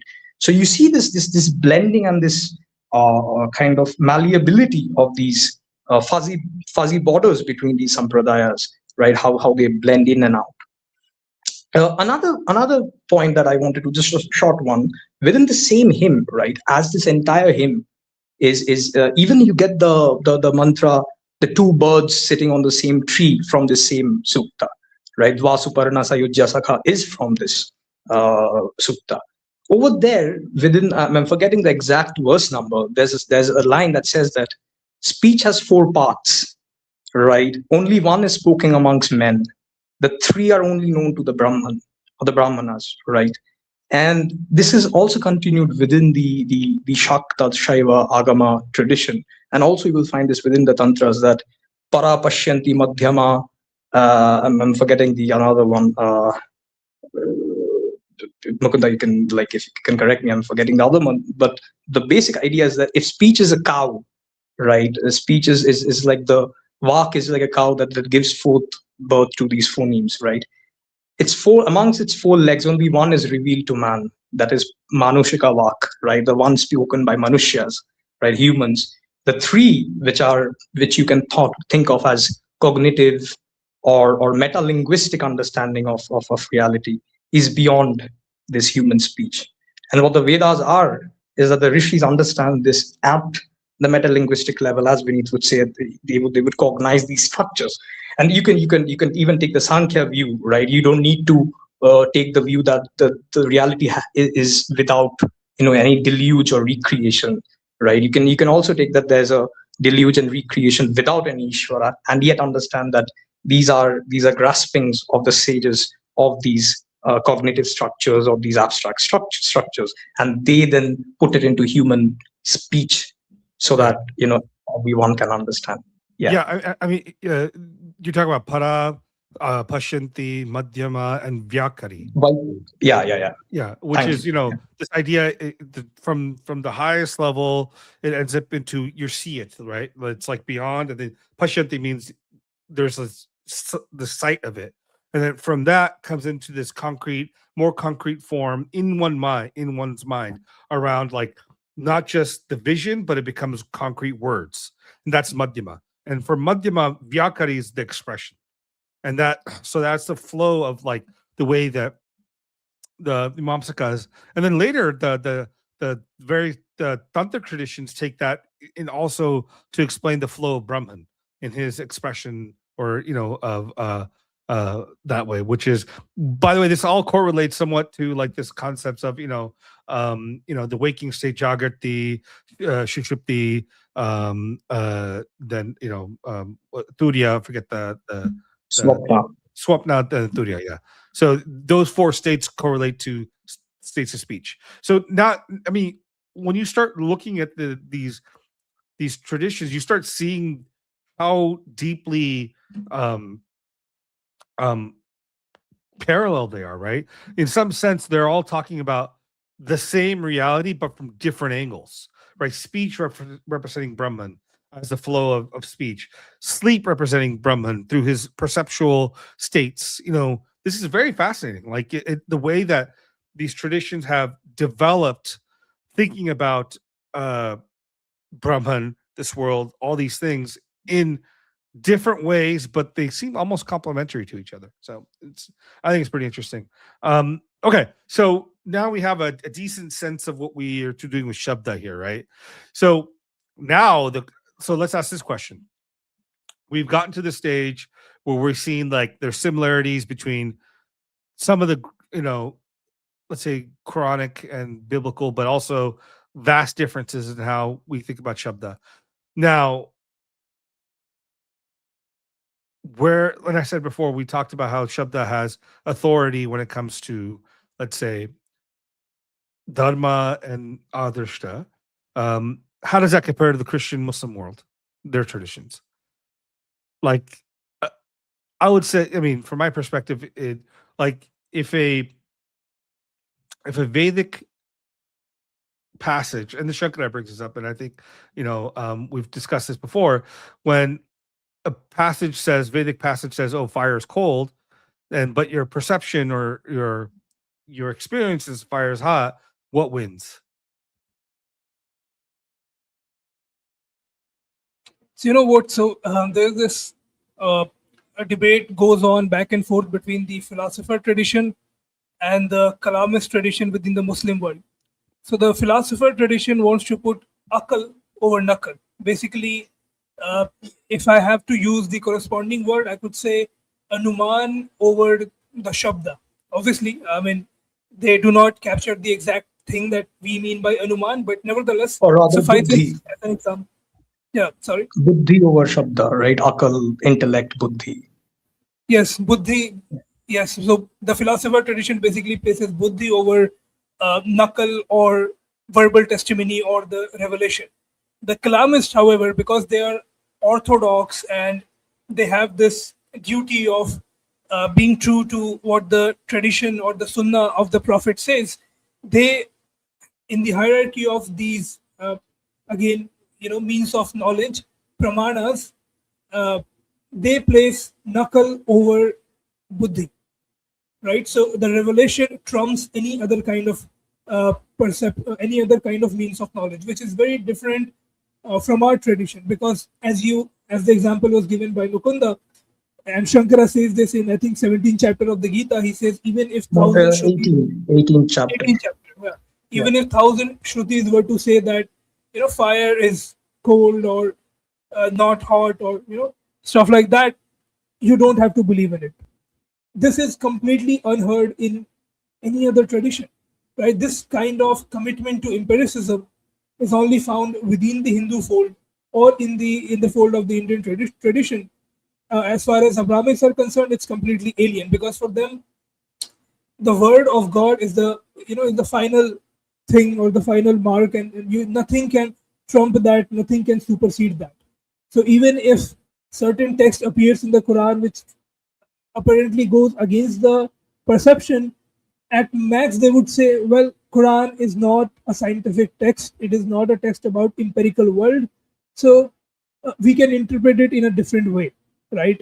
But they wouldn't go to the length of how our rishis are going, where they're saying we can choose the other pramana over the revelation. This is completely, Yeah, indigenous to our. but that's built into the pramana ideology, right?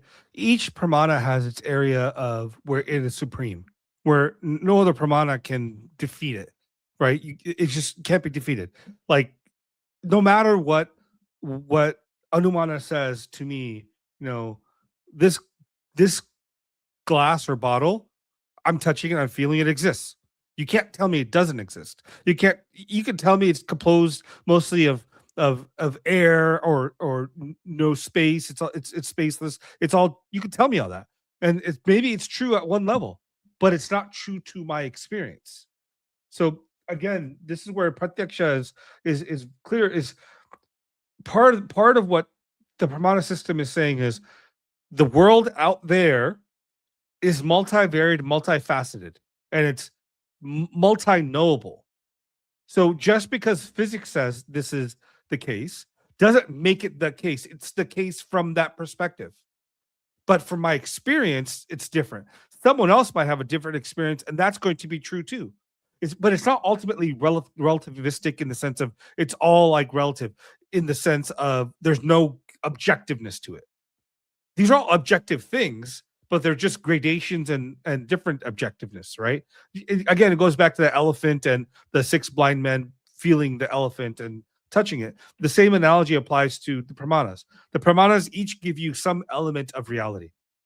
Pratyaksha, it gives you the nature of the world in the way we interact and experience it, but Shabda gives you nature of what's beyond and what's actually deeper inside you, right? Like the spiritual core of one's being and also the ontological core of reality, which you can't learn necessarily from just observing or from inference.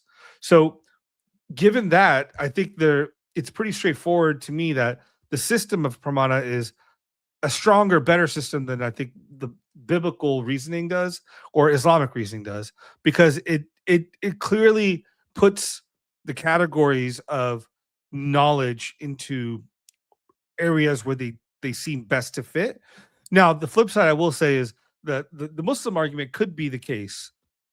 Well, why should I trust my experience when there's the ultimate perfect being who's telling me what it is? So maybe what I'm experiencing is delusion or illusion or just a minor perspective. Maybe the earth is really flat. I'm not saying that's what they're saying, but let's just say it says that. How do I know? Yes, everything, all my senses and everything else tells me it's round, but the perfect being just told me otherwise. Right? I mean, that's a valid position to take, I would say. Go ahead, KingKong. Yep. Yeah, so at least within the Mimamsaka, the Advaita, and even the Sri Vaishnava tradition, there's a strong, and you can get such statements even within the itihasas and such, that inference, pratyaksha, is as important, if not more, within the domain of this empirical reality than Shabda, right? Or if pratyaksha is contradicting Shabda, then pratyaksha takes precedence, at least within this domain. Now, the argument that Ramanuja gives is that, look, if you say that, of course, it's directed towards the Advaita position, that if you say that, Shabda says, if the Vedas say that all of reality is just this one undifferentiated blob of consciousness, aka Brahman, right? And as the scriptures say, I'm going to accept. You do realize that the accessibility of the scriptures that you're going through is through pratyaksha, right? So denying pratyaksha would be chopping off on the branch on which you are sitting and trying to grab the fruit, because the Shabda itself is perceived through your pratyaksha, whether you do that or the rishis do it, right? It's filtered through pratyaksha. You can't deny pratyaksha and put Shabda over that. Well, I mean, and here's a response I think the Buddhists do this, but I think Shankara does too, which is, well, it's upaya. It's simply the Vedas and they're simply a tool for me to get to the top. Like, I'll give you an analogy, and I've used this before. I want to get to my roof. I can use a ladder, but once I get up to the roof, the ladder means nothing to me anymore. I can kick it down. It doesn't matter. It doesn't have any reality to me anymore. I'm on the roof. So similarly, I think from a Advaitin perspective would be like, well, once you have Brahman nature, or you've achieved it, or you've been aware of it, or you have this mukti, the Vedas actually are just like the ladder. They're not necessary. They're not needed. So for the purposes of my actions to get there, sure, they're useful, but they're not the ultimate. Yeah, so Ramanuja would, attack the entirety of, the higher level, lower level of realities, because, he would think that reality or existence is this flat thing, right? There's no gradation. There's no like more real, less real. But even if I take the point, Ramanuja would say that even when you're approaching the ladder to get onto your rooftop or your attic, you're perceiving, you're knowing it through the pratyaksha. That's the only means to even get Shabda. That's the primary means, right? So if Shabda says that your pratyaksha is wrong, then there's something wrong with you or your understanding of the Shabda, right? Because to cognize even this sentence, you need pratyaksha. Now, No, go ahead. Right. So even Shankara in his Bhashya of Gita 1866, if I'm not wrong, makes the statement that even if 100 of Shruti statements say that Agni is Shitala or Snigdha, that fire is cool or cold, even if thousands such statements are found in the Vedas, he's supposing that such statement is found, then Pratyaksha would gain prominence in that domain, because each pramana has their scopes, their domains within reality to give you knowledge or to get you to the true understanding of that particular domain.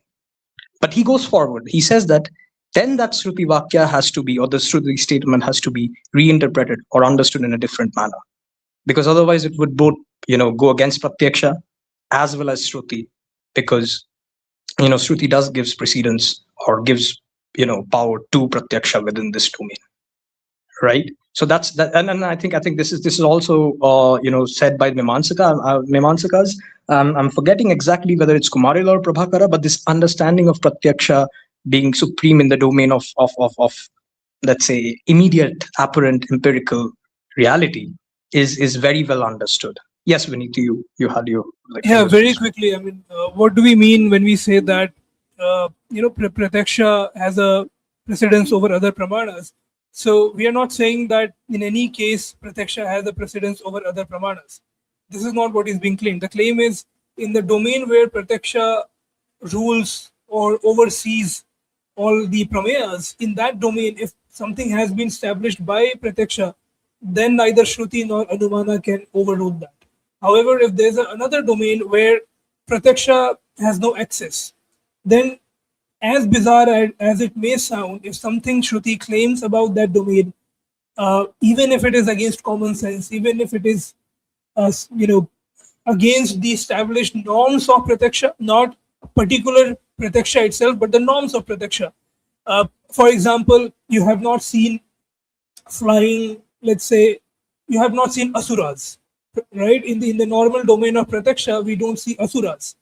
But that doesn't mean, oh, well, if Shruti talks about asuras, then it contradicts pratyaksha. No, it is not contradicting pratyaksha. For pratyaksha to get contradicted, there should be a subset within pratyaksha, something, which completely nullifies any possibility of there being an asura who looks like a human but is not a human, is celestial in nature or at least extra earthly in nature. So if the domain kind of goes beyond the domain of pratyaksha, then the Shruti cannot be overruled on the basis of pratyaksha. The Shruti has the most authority in that particular domain, basically in the unseen. Yeah, absolutely. That's correct. Okay, so we've done I think a pretty decent job so far on Shabda Pramana. I mean, what do you guys in the audience think? Have you guys learned a lot? Has this been interesting? Yeah, I mean, is there things we missed? I'm sure. I mean, I'm 1,000% sure we missed things, but what do you guys think? Yeah, I think we can go to the different degrees in short if you want to, the Adidaivika, the Bhautika, and the Adhyatmika. Or I think that would also I shed think we light on how, yeah. I mean, is that something we should do this time around? Do you think, or is yeah, that a whole? That's a whole nother like exegesis is going to be like. yeah. But can we quickly give but a little time to the argument given by Madhva? If you are interested, I've made the slide as well. Oh yeah. I've seen that. So Rational. yeah, let's bring that up. I think I have it. So, Mukunda, after Vinit goes over, glosses over Madhvacharya's argument, I think there are certain questions that has been asked in the comments. Yes, so if we yes, can, Yeah, we'll get to we that need to take too. that. And then if people want to, we can do some more of that. Let me make sure. Okay. And then we can have a discussion on a couple of these topics and maybe get into Islam and Christianity on this stuff. And sorry, one sec. I have to close one of these. There you go.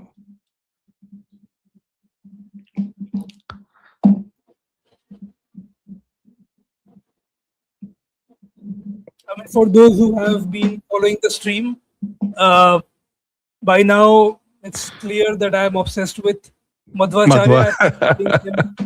In every stream possible, one of his arguments. Are brought up, yeah. I've noticed that. All right, here we go. All right, so go for it. I mean, we saw the Mimamsaka argument and regarding the Vedas authorlessness and how Vedas are authoritative. Now what we have here is what I would like to call the moral argument for the authority of Vedas. In West, whenever moral arguments are brought to the fore, they are brought to prove Ishvara or Brahman. Quite distinct from the Western tendency in Eastern philosophy, especially in Vedanta, the theistic Vedanta school, they bring the moral argument not to prove Ishvara's existence, but rather to argue for the authoritativeness of Vedas. The argument is very simple. If you do not accept Vedas as the authority or anything like the Vedas, which gives you the knowledge of dharma and adharma or morality or what is wrong, what is morally non-justifiable, then you cannot reason into the essence of morality. Basically, that's the gist of the argument. The premise one argues that dharma and adharma are things that cannot be perceived. They cannot be established by pratyaksha. They cannot be established by anumana. And the only way they can be established where the entire social practice of morality can make sense is if you have a central book which kind of oversees the entire function of morality that takes place. And this is how Madhva argues. Shankara has also argued in the same manner, but I find Madhva's version more formidable for certain reason, which I would explain in a short while. Before that, so this is the argument. You start from the fact that morality is non-cognizable through your senses, right? The moral wrongness and the moral rightness. You need something that accesses some pramana that accesses the unseen territory, and therefore you need Vedas. Why you can't have a person? Why you can't have Ishvara? However, Madhva does not mention Ishvara per se, but he takes this possibility that there can be an omniscient person, so and so forth. He rules this possibility out because of parsimony or simplicity. So parsimony is a virtue. When you talk about competing theories, you take the one that has that makes less assumptions. So he says, why not? Because you have to make an assumption that there's an omniscient person, and so forth. He thinks this has, in the backdrop, has more assumptions compared to the single book assumption of the Vedas. So you postulate Vedas as the book that has in it the essence of, that can be taken as a ground for your moral practices. Now, the reason why this argument, was for me caught my eye, because if you compare it with Kant's argument for God's existence, something that Madhva mentions, by the way, this is from Vishnu Tattva Vinirnaya. It's a famous text of Madhvacharya. So something that Madhva mentions at the very end of this particular argument, he says, let's say there is a philosopher, a nihilist, someone like Friedrich Nietzsche, and he says, you know what, dharma and adharma, morality are not a thing. They do not even exist.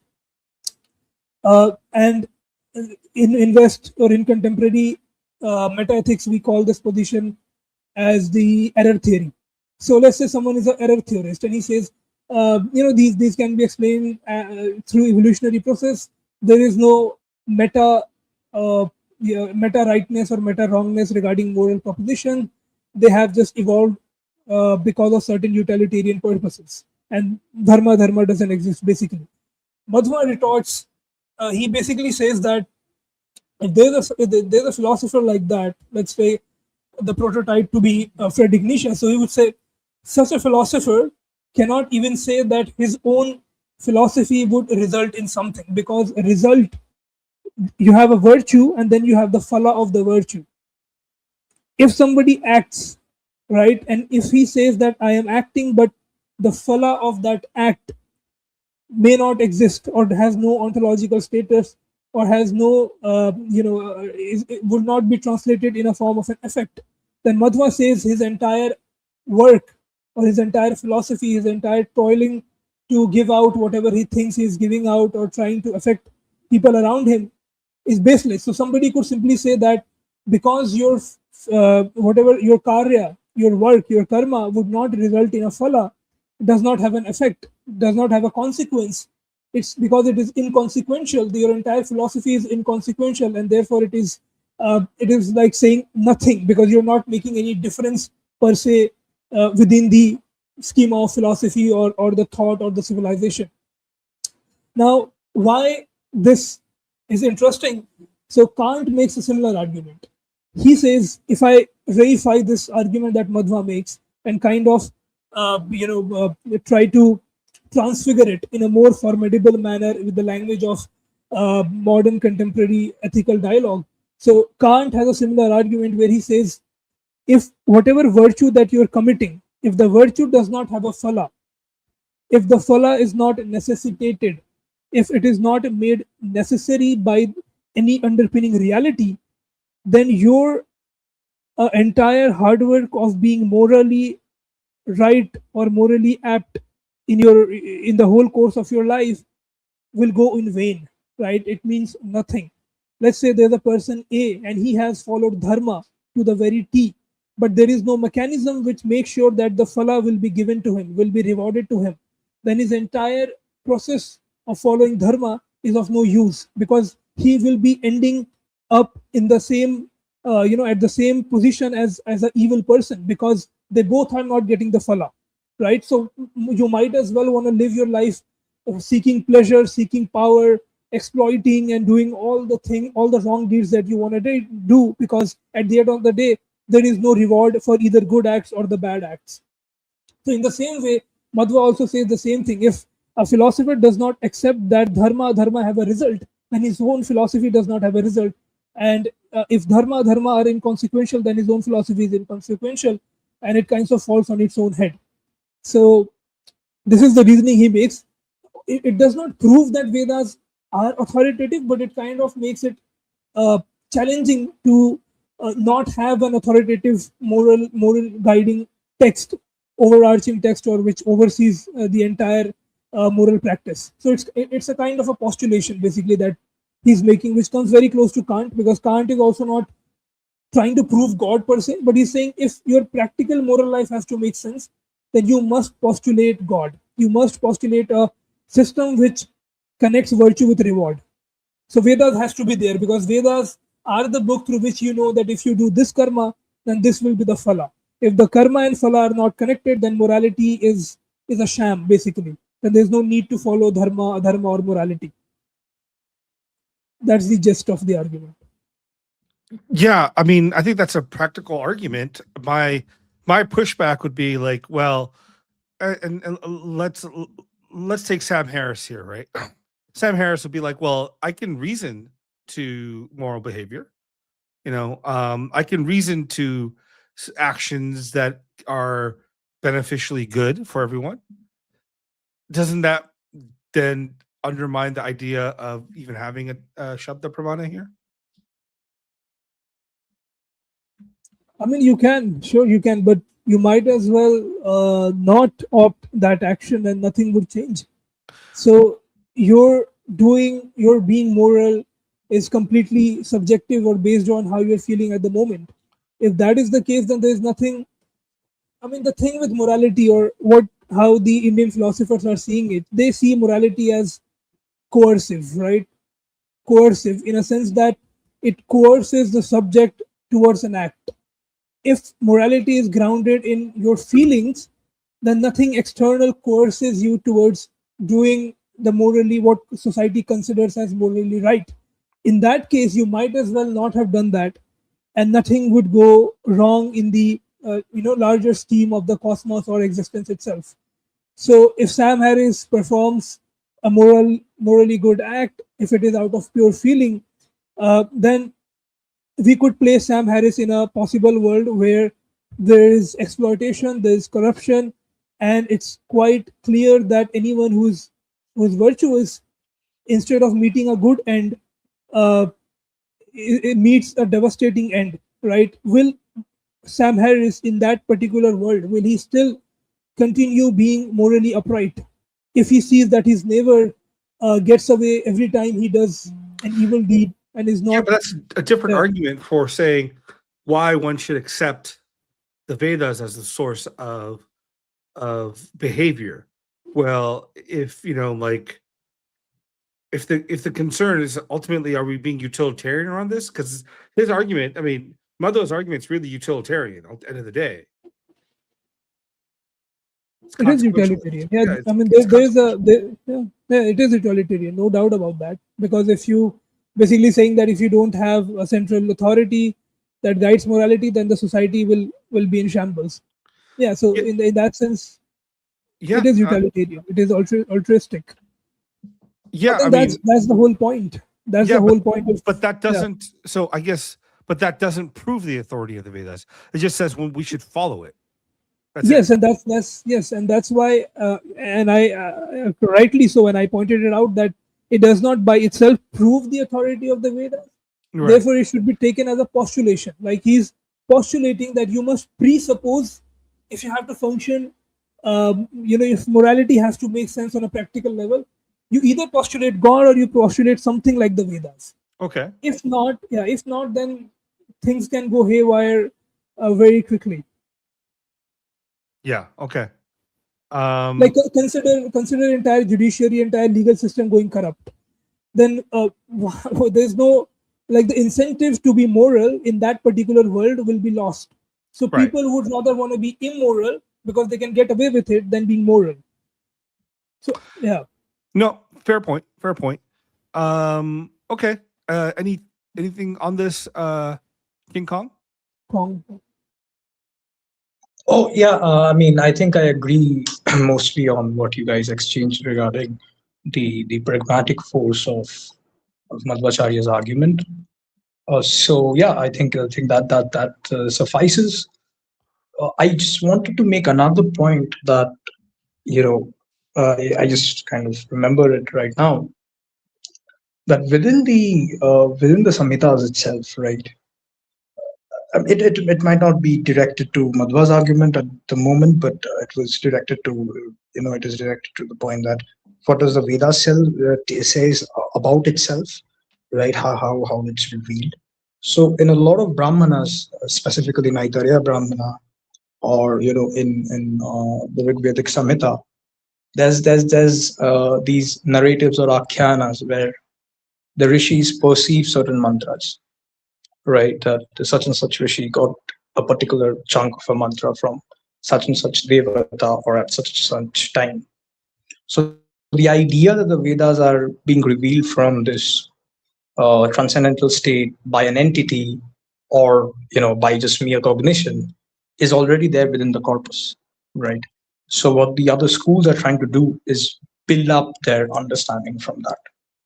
Now, regarding Madhvacharya's argument, there's a very at the back of my head, I can recall there's a conversation between Yudhishthira and Draupadi in Mahabharata regarding the efficacy of dharma. And Yudhishthira says that, so there's a long conversation to and fro. I think it's in Vanaparva where they are exiled. And then Yudhishthira says something that if these rules or if these traditions were wrong or stuff like that, then they would have gone defunct by now. Right? As these memes help people by the very pragmatic use of it, they have survived. Now, I don't know how it adds to Madhvacharya's argument, but I just see a parallel to it, right? So yeah, I don't know how much I give credence to, well, it survived, therefore it must be true kind of argument. I mean, these are moments in time, and again, our tradition ultimately takes a view that these things will all go away at some point in this age of Kali. We'll lose all this knowledge. Does that mean it's untrue then? I mean, so just because knowledge is lost or tradition's lost doesn't make it not true. And just because it's maintained doesn't make it true, right? yeah, so I think there are a lot of Yudhishthira goes on, like he tries to pump Draupadi's intuition towards, like, they're all, of course, disheartened after the exile and all of that, right? So there's this crisis, they're questioning dharma and all. So one of the arguments that Yudhishthira gives is what I said, and of course it's within the pragmatic side of things. Now, of course, within the tradition itself, these knowledges are lost across time period, and then again they're resuscitated by Ishvara. Which reminds me of the fact that so this might, we need another stream for this, but I feel that within the Vedanta tradition, whether you take Shankara, Madhvacharya, or Ramanujacharya, I think they blend in the Apaurusha nature of the Vedas, the eternality, as well as Ishvara who gives it, right? So the understanding is that the Vedas are like the breath of Ishvara of course, in an analogical sense, that they're somehow grounded in Ishvara, but Ishvara didn't create it at a particular moment in time. So whether you think of it as metalinguistic contents, the knowledge of Ishvara, what Ishvara does is at the start of each cycle or within each cycle, he allows a particular individual to gain that knowledge. So it's not it's not like he's commanding, but rather he's the enforcer for that experience to be found or cognized by such a person, right? So it's not a literal statement that he's dictating. Rather, he's like blowing it forth within the experiencer to kind of have that experience. And I think what that does is bring in a certain subjective idea or certain subjective space that each rishi understands these breadths of God at different level and different forms, depending upon their cultural context, time, and of course their personality. So yeah, so I just wanted to make that small point, caveat. Can we guys also take, because the discussion has now reached to that question which was asked in the chat regarding the preservation of the Vedas? How do you guys let's pull the preservation up? So let's quickly take that up as well. Yeah, there we go. Vinit, you seem eager. Go for it. My response, I mean, I have debated in the past on this exact point I have come in a conversation with Muslims on this point. My go-to retort used to be that whatever version of the Vedas that exists or that is extant in the contemporary or the current time, we can claim with 100% or at least 99% certainty that is preserved and goes back to, at least, let's take the historical view, right? Let's forget about the what the tradition claims, because we are in a dialogue where empirical data are taken readily more often than not.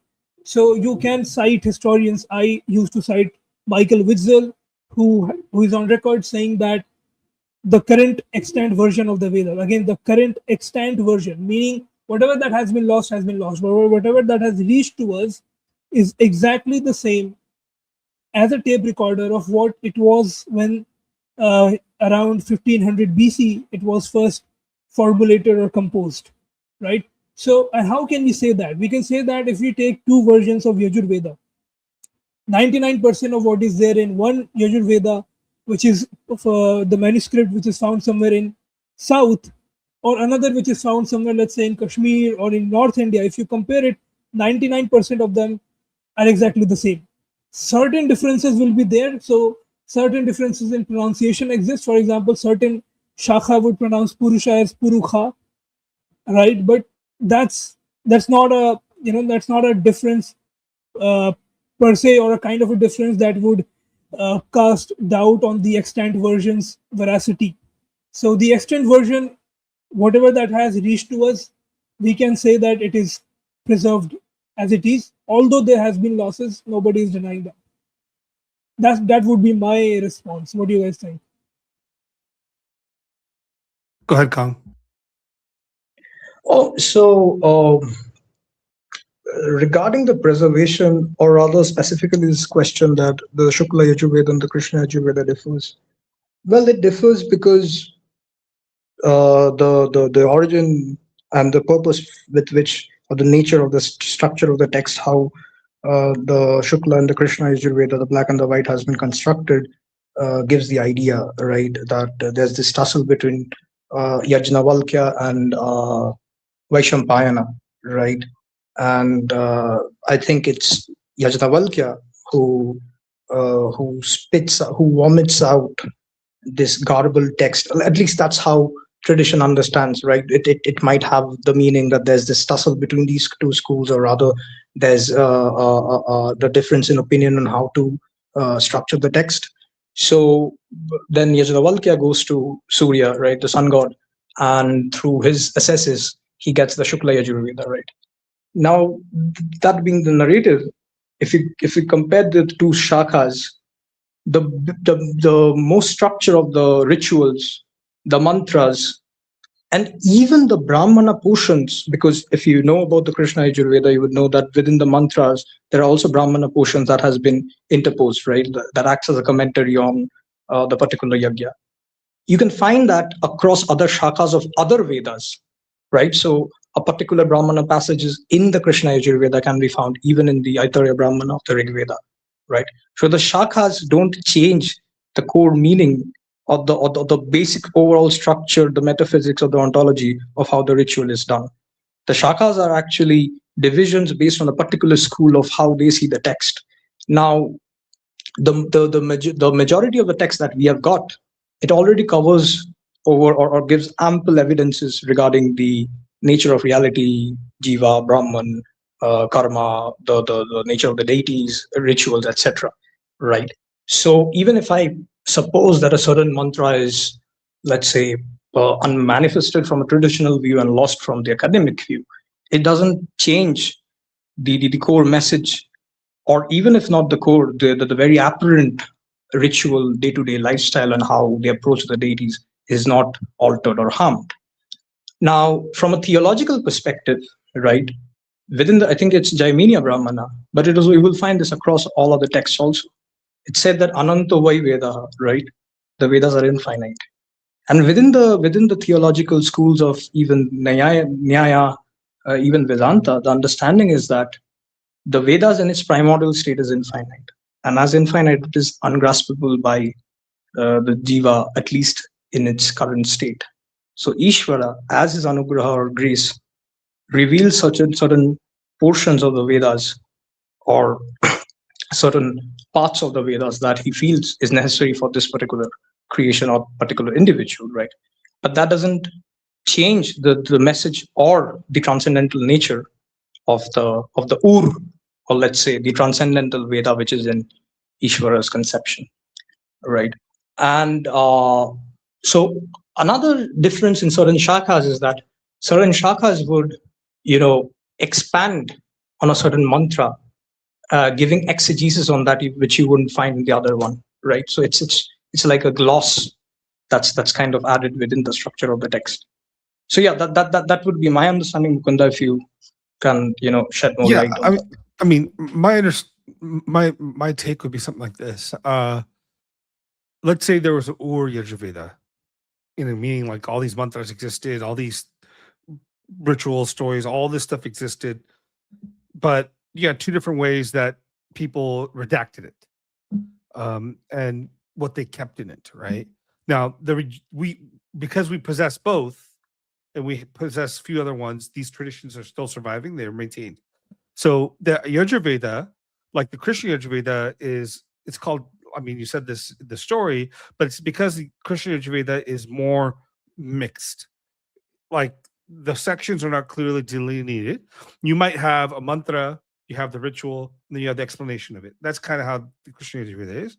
Whereas the Shukla Yajurveda on this side is going to have the mantra section, and then you have the Shabda Pramana, right, which explains that mantra. And then you have the Brihadaranyaka Upanishad, which is after, right? Which is giving the esoteric position. So it's clear, delineated. It's cleaner, at least organizationally. So that's one of the reasons it's called Shukla, which is clear. Shukla just doesn't mean white, or it means also clearness or clarity in that sense. So I would say that it's not as if they're like different traditions. I mean, they are, but not like the separate traditions. What they are is different, like categorizations. The way they put the text together. Now they share most of the text together. I forget, it's something like 80-90% of the material shared, but how it's structured and how it's put together it's different. And the steps in the rituals are different too. When you do a certain ritual here, how you do it's a little different than you do it in other one. So the idea is like, again, these are all preserved, by the way. So it's not like these are not preserved. Now the preservation is interesting because the same mantra, even though you have these differences in pronunciation, there's actually no difference in the mantra itself. Like there's almost no variation there. Like, where you go Sahasra Shirasha Purusha Sahasrapat, this might be like Sahasra Shiraka Purakaha, but they say differently, but the words actually, when you break down like the grammatical and the sandhis and all this other stuff, it's almost exactly the same. So the preservation's there. It's just the way it's preserved is different. It's I guess the way we think about this is like, if I decide to write, let's say, I don't know if you guys ever watched what's his name, the Sherlock, the show with Benedict Cumberbatch, where he creates his mind palace. A mind palace is a technique people use to memorize things, where you walk through your house and you lodge information into your mental picture of where the stuff is in the house. But so my house will be different than your house, how I lodge that information, but we still have the same information. So I would say that's something similar to what's happening here. The information's still preserved. The way it's preserved is similar, but where it's placed is different. Maybe, I don't know. Does that make sense? Orange Blue, does that answer your question? If it does, thumbs up. If not, ask away. So I'll give it a couple minutes. Do you guys listening or paying attention either on Twitter or X or on YouTube or whatever? Do you guys have any questions? Do you guys want to throw them up? We're here. We're here to talk about them. We'd love to engage.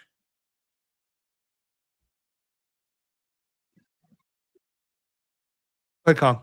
I know you want to respond. Yeah. So this is on a light note. Some people would comment. I want to hear your, Vinit and Mukunda, both of your response to that. Well, let's say the assumed number of shakhas of Rig Veda is 21 or 7, whatever, right? And they would do a calculation that if 20 shakhas are lost and 2 shakhas are remaining, that means 99% of it is lost. Boom, right? So now you're left with 1 or 2%. So or the Yajurveda, there's like 1,000 shakhas, right? It might not mean like literally 1,000, but rather many, right? And if you have like 3 Madhyandina or the Kanva, right? And but that's the funny part to me. it's 40% of it's lost, right? These no, numbers. but that's not how that works, right? You're probably 80-90% is maintained. You've lost maybe 10%, right? Because the shakas are not, they're preserving a lot of the same knowledge and information across all the shakas. So let's say we lose Shukla Yajurveda. We still have Yajurveda. We still have like 90% of the Yajurveda preserved. It's going to be different in terms of its organization, in terms of its particular chanting, but it's preserved, right? So it's not as if each shaka has 100% difference for the other shaka. So if each shaka has, say, a couple percentage points difference between each other, then overall you're not losing the entire shakas, right?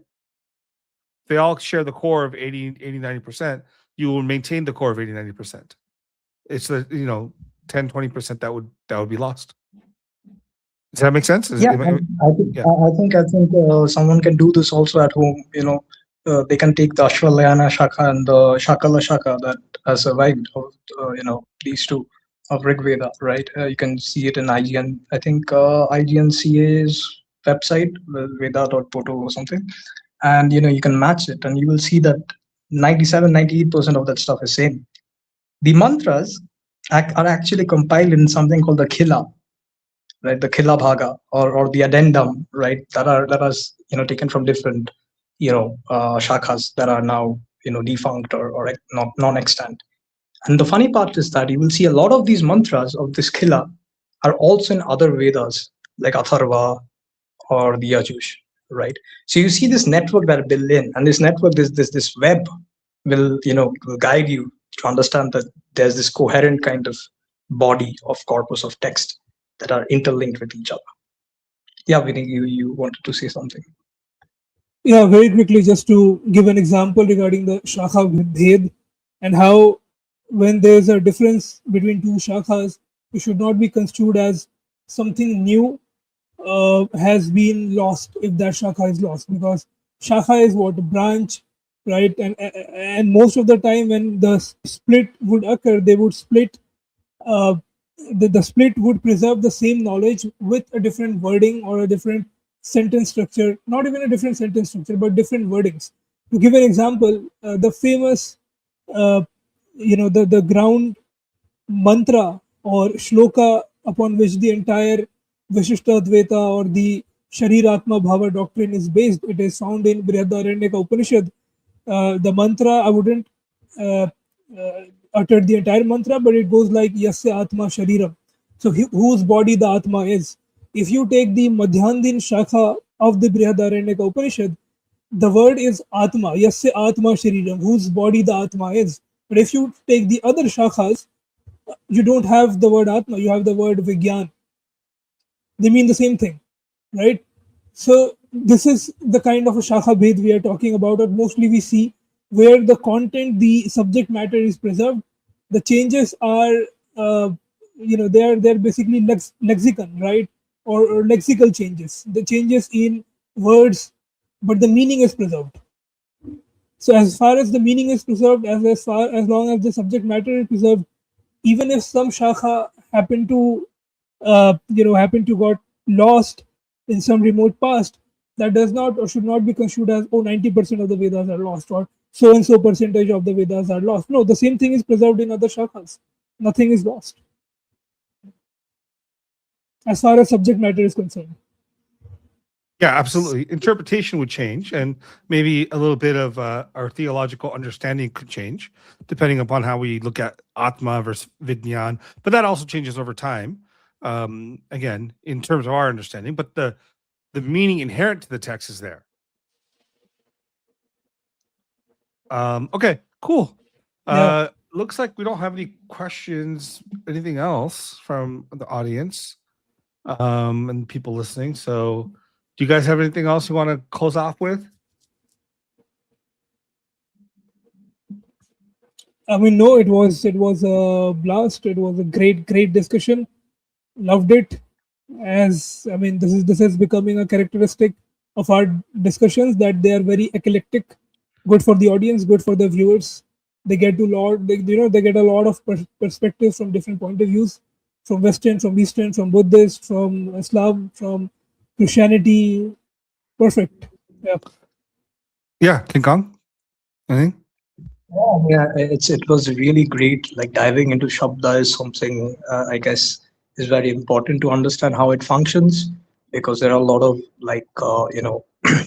different views, common views like that sometimes muddies the water for a conversation. So I think getting that topic on board and then I'm trying to understand it from different perspectives, right? That's really important. And I love the fact that there were these pushbacks. We see different traditions that have historically challenged it, and how those traditions too have some form of shabda within them, right? So how there's similarity as well as this kind of like, no, your shabdas like kind of not that great or stuff, right? This brings a lot of like flexibility, room for thinking, and a more deeper understanding of the traditions are trying to push. But Right. on the whole, I want to end, or rather try to highlight the point that what we talked about, this pratyaksha kind of having this supremo level within, or at least near supreme level within its domain, or other pramanas too, is something that is very very quintessential to the Indic traditions, and I would say to also certain traditions of the East, the Taoists, or even Taoist, Buddhist influence Shinto practices, right? How they see their texts. And and and I think that kind of helps us understand that when Aryabhatta, right, was understanding how eclipses occur. So within the Shabda of Mahabharata, it's Rahu, right, that engulfs the sun and the moon. But Aryabhatta had no issue in understanding that it talks about a different domain. And the eclipse that we are perceiving, the physical causes that is bringing the eclipse in our material reality, is something that must be ascertained through pratyaksha, right? And Mhm. when we will do the Adidayavika, Adi Bhautika, we will understand how these layers of reality kind of sit upon each other and permeate and influence, but then they have their own characteristics. This is something which is which makes the tradition flexible, gives room for other epistemical modes of gaining knowledge. And as with the advancement of empirical science, there's always room, always space to understand it within the traditional Oh view, yeah. keeping in respect that the domain of pratyaksha is not marred by because my God said so, right? Yeah. Next week, or when maybe next week or week after, I don't know whenever we do this. I think it's going to be really interesting to go into Adivivik, Adibautik, Adhyatmik, and then we'll add in, Adhyagnik, and then the tantric views that connect it. Because I think this is, in this way, this is one of the most unique things in exegesis across the world, in a way that I think no other tradition preserves at all. So I'm excited about that. But yeah, so thank you guys. I mean, this is great. It's fantastic. Our audience, our listeners, thank you guys for joining us and listening. Man, I just wish more people were interested in this stuff. I was just looking at Twitter, and I'm seeing people like Abhijit Chada's podcast or whatever. He's got like 800, 900 people watching his live stream. And that guy doesn't, he's whatever. But like in my worldview, it's like, at least the things we're talking about are structured and based on text and based on critical thinking. I think there's too many people going and listening to things about their own culture and traditions that are all about like slapping each other on the back and petting each other's shoulders and not truly engaging in ideas, and I hope this over time this grows and people are interested in actually learning about what tradition says, or actually learning about what text says and thinking it through critically, right? That's Yeah, it important. would grow. It Yeah. would grow. I mean, the thing is that we shouldn't get, we should not get more demotivated. Let's see. I'll keep Uh, doing this all day, every day, yeah, every week. I'm we not have concerned about that. to Yeah. we have to keep the consistency on, and people will start getting connected. The traction will come soon. Yeah, and I'm hopeful. I've been podcasting for a few years. We've grown. I appreciate this, guys. So this is something that's needed, and I hope you guys have also on the audience learned a good amount or interested more about Shabda Brahman and Shabda as a Pramana and Pramanas on the whole. I think this is cool stuff, guys. I mean, this is interesting. It's going to really change the way you think about the world. All right. Thanks, everyone. Thanks, KingKong. Thanks, Vinit.